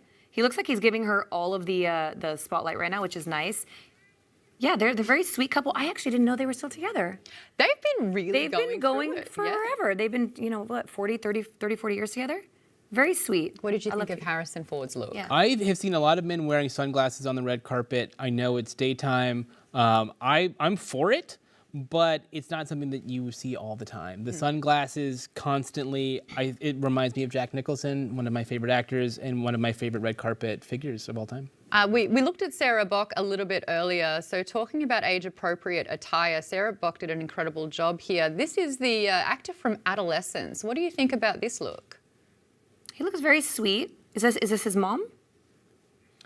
I don't want to assume what the relationship would- is, but I would say, it reminds me a little bit. Co-star. That's Owen Cooper. I believe this is his co-star. Co-star, yeah. She's rocking that pose. Oh, that's a beautiful. Who's nominated tonight? His look reminds me of Chalamet at the Oscars, where he wore kind of a track jacket and the tie, playing again with high and low, casual and formal. I think it's great. Yeah, he looked good. And moving on again here, what do you think of this one? I love, as you can tell, I love a cape. One of my top Oscar picks was Gwyneth Paltrow when she wore that white dress with a cape. I think this is it's very pretty. It's very ethereal. It's very this is really pretty. This is Christine. It also fits her. It fits her body very well. I think she should play a little bit more with her arms, so we could actually see a little bit more of the shape underneath the cape. See, posing is posing is so important. I mean, there we go. Yeah, we there you go. Yeah, she should even come out a little bit more. Hand on your hip. The hand on the hip is very millennial, I have to say. It is. We're a little bit past the hand on the hip, but it works with a cape. I think one of these is nice. Oh, where are you yeah, going to lean on the carpet? Right here in your hand. Yeah, that was very, very, very nice dress. The cast of Adolescence coming in right now, and all of the actors coming in for the Emmys this afternoon and this evening as we roll through the red carpet. But let's take a break to hear from our sponsor. I love New York. Every moment here is alive with activity. Tourists, traffic, trash. In all the hustle and bustle, I can't help but wonder, did anybody notice my shoes? That is. Thanks, Maud. In just a few minutes, we'll be chatting about our favorite looks from the carpet so far today. But first, what makes a look unforgettable? Is it the designer, the silhouette? Can you underdo or overdo a look? And don't forget about the hair and makeup being just as important as the fit. Everything has to match together. Let's look back at last year's Emmys red carpet for some of my favorite styles. First up, we have Anna Sawai, who won for Shogun, dressed in Vera Wang. The mermaid frame with a bubble-flared train fit her like a glove. It seems like Anna loves wearing red, and rightfully so. It matches her skin tone and dark hair beautifully. I also like that she pulled her hair back in a sleek bun, really lets the dress and her face shine. Another fun look that caught my eye was Ayo Adebari from The Bear. Last year, she wore a colorful mosaic custom dress from Bottega Veneta. She left her long, slightly curly hair down to keep the look casual and flirty. And Ripley's Andrew Scott kept his look out of the traditional suit and tie in Vivienne Westwood. He rocked a chocolate brown suit with huge lapels and a ruffled shirt. He called it punk, rock and roll, and beautiful all at once. He says at award shows, you should feel comfortable and most importantly, have fun with your look. Tyler James Williams stunned in a perfectly tailored Dolce & Gabbana. Even though it was all black and sleeveless, it gave understated minimal chic with a beautiful gold hummingbird brooch where a tie would normally go. And my absolute favorite belongs to Kristen Wiig. She shined in a textured gold dress by Oscar de la Renta. It had a strapless silhouette, uneven hem, and a full flowing skirt. Kind of looked like an upside-down golden tulip. Who will make fashion history today? Stay tuned to find out. Our coverage of the Emmys red carpet is brought to you by Stuart Weitzman. Luxury shoes inspired by women who stand strong and keep moving forward.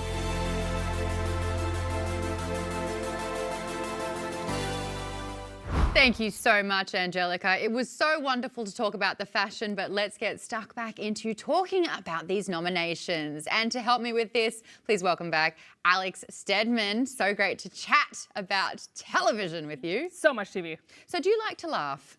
You know, from time to time, I dabble. It's so funny because with the comedy field here for television, there are some incredibly funny shows, and there's also shows that say they're a comedy and they're not as funny. But I do think that Apple TV Plus's showbiz comedy, The Studio, is hilarious, and it's nominated for 23 Emmys tonight. Co-creator and star Seth Rogen joined our Writers' Roundtable earlier this year, hosted by LA Times' Yvonne Villarreal. The character of Matt Remick is largely based on me, honestly. It really came from my own personal fears of how I interact with the industry, how I make my own choices, if I'm making the right choices, the sheer panic that I feel at times while navigating my job in this industry, the awkwardness I feel when interacting with people that I've, again, looked up to my whole life. Yeah, I'd say Matt Remick is mostly based on me.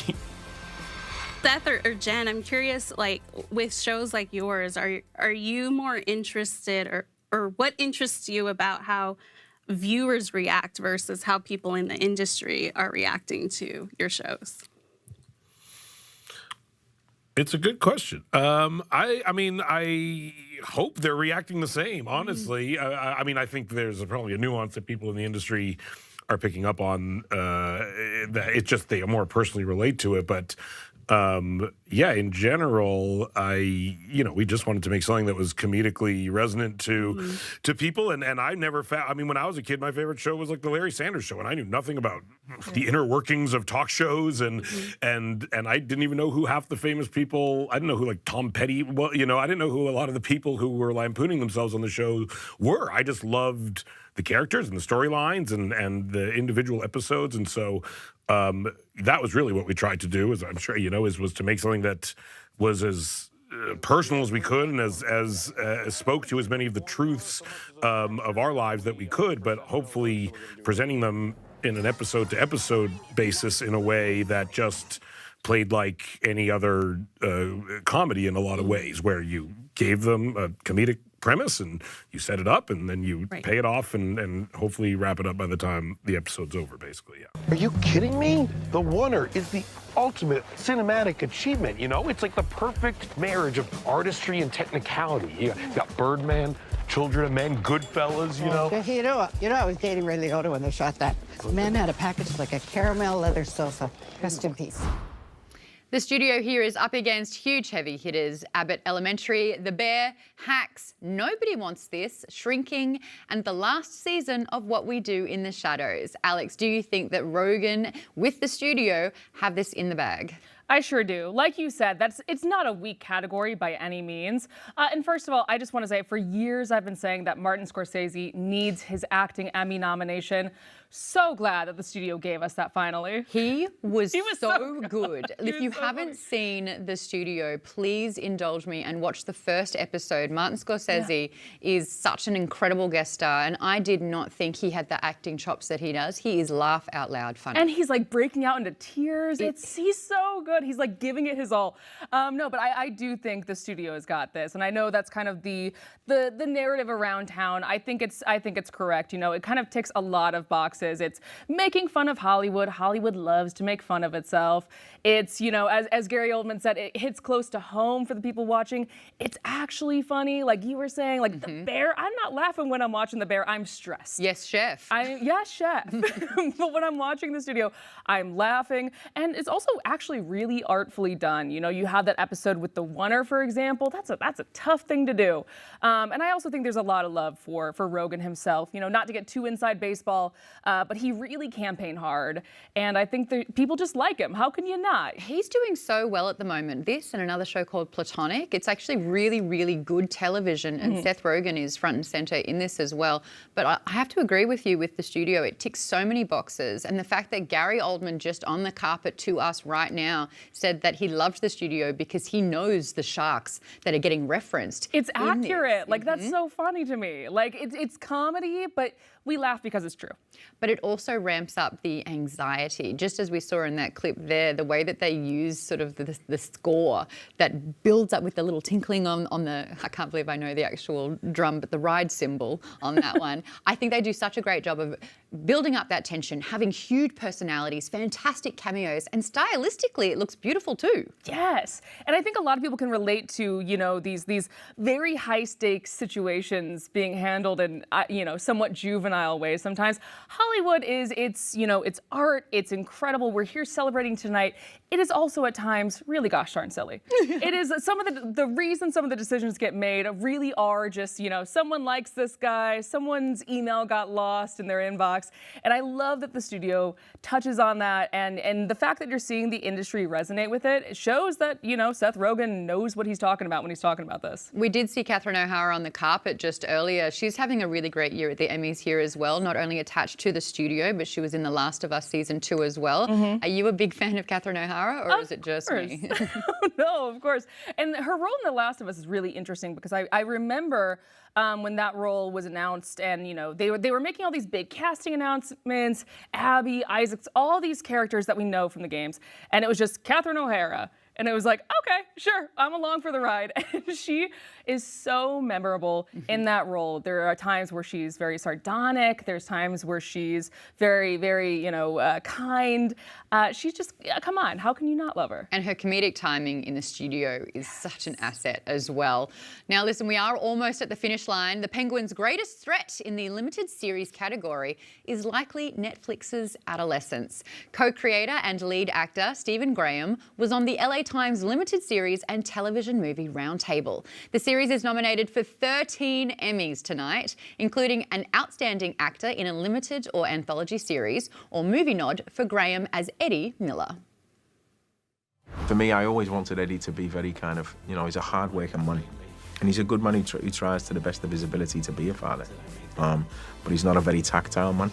That vulnerability is there, but it's really buried. and it's buried very deep. Many of the series that you've represented at this table are dealing with super heavy subjects. So I'm wondering, and I'll start with you, Stephen, with Adolescence, are you bringing any of that offset with you? Are you bringing any of that home? Like, do you have, does it weigh on you? Try not to. Yeah. Because I have a home life, which I try to switch off when I leave set. And especially we were working, I mean, Owen was such a wonderful, unique talent, the lad who played Jamie. It's the first real acting he'd ever done in many respects. It was the first professional job he'd had. We did that first episode, and as soon as, this is the beauty of someone like Owen, but as soon as we'd finish it, the end of it was quite heavy and quite emotional in the interview room. And then he'd say cut, and all of us older actors and the crew would be very emotional, and he'd take his hugs, and there'd be like a bit of an applause and stuff like that. Then we'd carry on and we'd talk about it, and everyone would be, "Where's Owen? Is Owen okay? Where's Owen?" Make sure Owen's okay. Is he with his child psychologist? Is he with his tutor? Yeah, Owen's upstairs playing swing ball with his tutor. Do you know what I mean? And it was kind of like, oh, okay, that's the way to do it. Not to take myself too seriously when we say cut, but when I am there, I immerse myself in it, you know what I mean? And I think that takes time. It was a heavy piece to do, and it did have an effect on, most of it. I think when you're watching the crew sometimes, when you're finished and you see the crew, and you see the effect it's had on your crew, I think that's when you're like, oh, wow, okay. Yeah. Right. Do you know what I mean? When you see a big, massive rigger, do you know what I mean? Just rip in tears. Just going like that. Yes. And you're walking out and you go, you're all right? And you go, fuck yeah. That's the best barometer. You're like, sorry, you're all right? And he's like, he killed me. And it's that kind of thing. You know that you've had an impact together as a collective. So true. Yeah. But it's important, I think, for me personally, and I've learned that over time. Especially, I think let's be honest, we can all be slightly self-obsessed. Do you know what I mean? But my missus she's the best for me, because if I'd phone her and say I had a really tough day, I had to cry all day, and my wife's died of cancer, and it was a really tough one, and it's been a tricky day. She'd go, really? And I'd go, yeah. She'd got a dog shit all over the living room. I had to go shopping. The fucking bag split when I got to Tesco's. There was a flat tyre. I got home. They've let the kids out of school because there's been a flood. And you've had a hard day pretending to be smart. And then I just kind of go... Doing make-believe. Yeah. Keep you humble. It's like kind of... Yeah. You're a good dad, a great dad. But we made them.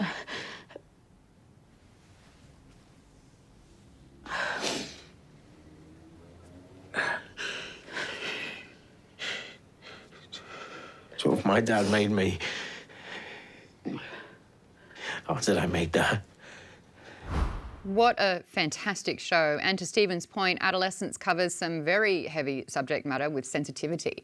Alex, we were talking earlier and you pointed out that even though The Penguin is a DC Batman show, it also covers some fairly serious and real issues. Let's talk about that. Yeah, so I really enjoy looking at Adolescence and The Penguin together because, first of all, as I was saying earlier in the drama categories, I really do think it is Severance versus The Pit. And in limited series, it is The Penguin versus Adolescence. And on one hand, you can look at that pairing and say, oh, well, one deals with really heavy real-life subjects and the other is DC escapism. I think that's a really kind of shallow way to look at that. Yes, Adolescence is very heavy in dealing with issues that a lot of parents are dealing with, a lot of young men are dealing with, but The Penguin also has a huge arc about mental health and the way that, it's criminalized with the Kristen Milioti character. So I think they actually have more in common than people might think. And also, it's just proof that Emmy voters won't shy away from some really heavy topics. With Adolescence, I really put it in a similar camp to Baby Reindeer, for example, another big Netflix one that also got a lot of Emmys love. I think Adolescence is probably going to have a pretty good night tonight. But I think they have a lot in common than they don't, and it's interesting to see them paired together in this category. You were saying Penguin versus Adolescence is happening here, but there is also Black Mirror, Dying for Sex, and Monsters, the Lyle and Eric Menendez story in the Outstanding Limited or Anthology Series category. Do you think The Penguin takes this out? Can I tell you my overall hot take on limited series? Yeah. Okay, so here's how I see it shaking out, and people are going either way with a lot of these categories, I think Adolescence wins the big prize, limited series. In addition to, a lot of the, directing, one guy directed the entire thing. But I think this maybe is going against a lot of the grain. I think the acting categories for limited series will go to the Penguin. I personally would love to see a Colin Farrell, Kristen Milioti joint win. I think there's a lot of respect for, the prosthetics process that Colin Farrell goes through. I think a lot of these actors think, oh my gosh, the amount of time the guy spends in that chair. So that's my overall take. I don't think the Penguin wins overall in the limited series category, but I do think it takes acting, and Adolescence won't come away empty-handed tonight either. Now, Dying for Sex is one we haven't actually mentioned all that much yet, but it's got a huge name attached to that one. What are your thoughts on Dying for Sex? Well, that's part of why I say that my acting category take for the Penguin is a little unpopular, because I think the favorite for actress in a limited series is Michelle Williams. And I mean, come on, how can you not put Michelle Williams into the race? Dying for Sex was a huge breakout this year. So I don't think it wins, any of the big prizes outside of potentially actress, and Michelle Williams is a very popular pick for that. But it obviously resonated a whole lot. We actually had Michelle Williams on a roundtable, her co-star, Jenny Slate, and I'm so excited because I think Jenny Slate is hilarious, but it's so great to see her range in Dying for Sex, and this is what she had to say about being in the show. Nikki Boyer is a real person who's also my friend now, and it did happen in real life that Molly decided to leave her marriage and decided to ask her best friend to do this with her. And that's a huge, huge move. And Nikki is not someone who's blocked up, and Nikki is also someone who clearly has a true love for Molly. And Molly chooses her because of that, not because she's necessarily the most responsible person. So, Dying for Sex, it's based on a true story. Yes. And of two women, and they did a podcast about this. Two friends, one of them has terminal cancer, and the other is basically the support friend who's there to watch her to the end. You play the woman who watches her to the end. Yes. But it's really funny, but it's also it can be incredibly dark and incredibly sad. So what was it like playing that? In my work at this point, I'm really looking for a variation of intensities, and I have a big appetite for it. Whereas in my life now, I would like there to be less intensity. Like my personal life, I just want to be in the bed with my little 4-year-old and, my husband, and I like cooking dinner every night. It's a pretty simple thing. But in my work, and it's not that there's repression there, but it's more that I know myself the most of all, that I understand myself the most. We were kind of talking about this before. And so, first of all, I understand that Nikki, who I play, is also a real person, and a person that I respect and care a lot about, and none of us would have had a job if she didn't decide to tell her story and then allow us to adapt it into a podcast. I felt a responsibility to her, and I also felt a real hunger to work when I could and to not simplify the character and lean on any sort of comedy crutches, and to just be really, really prepared, really aware, so that when we got in there, I wasn't just the funny friend or whatever, but an alive person reacting to her beloved friend whose life energy is dwindling away, but weirdly her will to live and thrive is finally blooming really true. And so I felt like it was a really exciting thing to be the companion to that story, where while Michelle Williams, who does a brilliant job in this show, and she's always brilliant, and she's brilliant in a new way. Her energy is extending outward, and she's trying to experiment before she does the greatest experiment of all, which is to cross over into the other side. And my character is really out there, really not out there sort of willy-nilly, but she will yell at people if they are being rude, wasteful, or if she feels it's unjust. Going from blasting to taking all that energy and making it this tight laser and pointing it right into care and knowing more about herself at the end. I don't know if this answers that question, but I loved it. I did too. I tell you what though, the Emmys red carpet is wrapping up. We got to see some of the amazing fashion that took place and some interviews and a lot of trash talk about Trader Joe's parking lot, which to me gave me life. But our wonderful 404 team wanted to leave a last message from the carpet. Well, Rebecca, it's nearing the end of the red carpet. How are you feeling? I'm feeling great. We talked to a lot of people. I saw Seth Rogen. We chatted. Dreams come true. I got to chat with Gary Oldman. That was a big deal for me. But it looks like, yeah, fewer people coming through. Going to be closing the red carpet soon. And we appreciate you watching. Back to you, Maud. No, we appreciate you. And it's been so great talking about all the nominations. Obviously, so many different television shows racking up so many nods. What are your final thoughts with the show that will take out the most for the whole evening? Well, let me just say, first of all, taking a step back from the horse race, what a great batch of shows this year. We're so lucky. We never left peak TV. Like, there's so much incredible stuff to watch. But getting back to the horse race, because that's also fun. Drama series, as I said, it's a competition between Severance and The Pitt. Choose. The Pitt takes it. Okay. But if I could just say, if Andor does pull out a dark horse win, you will hear me yelling in Hollywood. I will be so happy. That's not going to happen. It will be Severance or The Pitt. I am putting my bets on The Pitt. Comedy, I think that's also a lock for the studio. Are they going to give it to What We Do in the Shadows for their last season? Probably not. Abbott Elementary still does have love. Hacks, I think, is the potential spoiler for the studio. Another Hollywood adjacent story. But I'm giving it to the studio. I think the studio is going to clean up. And we haven't really talked about how well Apple TV Plus has done in these nominations. I think their quality over quantity approach that's very different to a lot of their streaming competitors. I think that's really paying off in the awards race. I mean, you saw it on the film side. It's the first and still only streaming platform to win Best Picture for Coda. I think they're loving all that prestige. Some of the categories that I think are still kind of up in the air. We talked about earlier, Walton Goggins versus Tramell Tillman. I'm giving it to Tramell, but is it going to split the vote? All those Severance actors in that one category.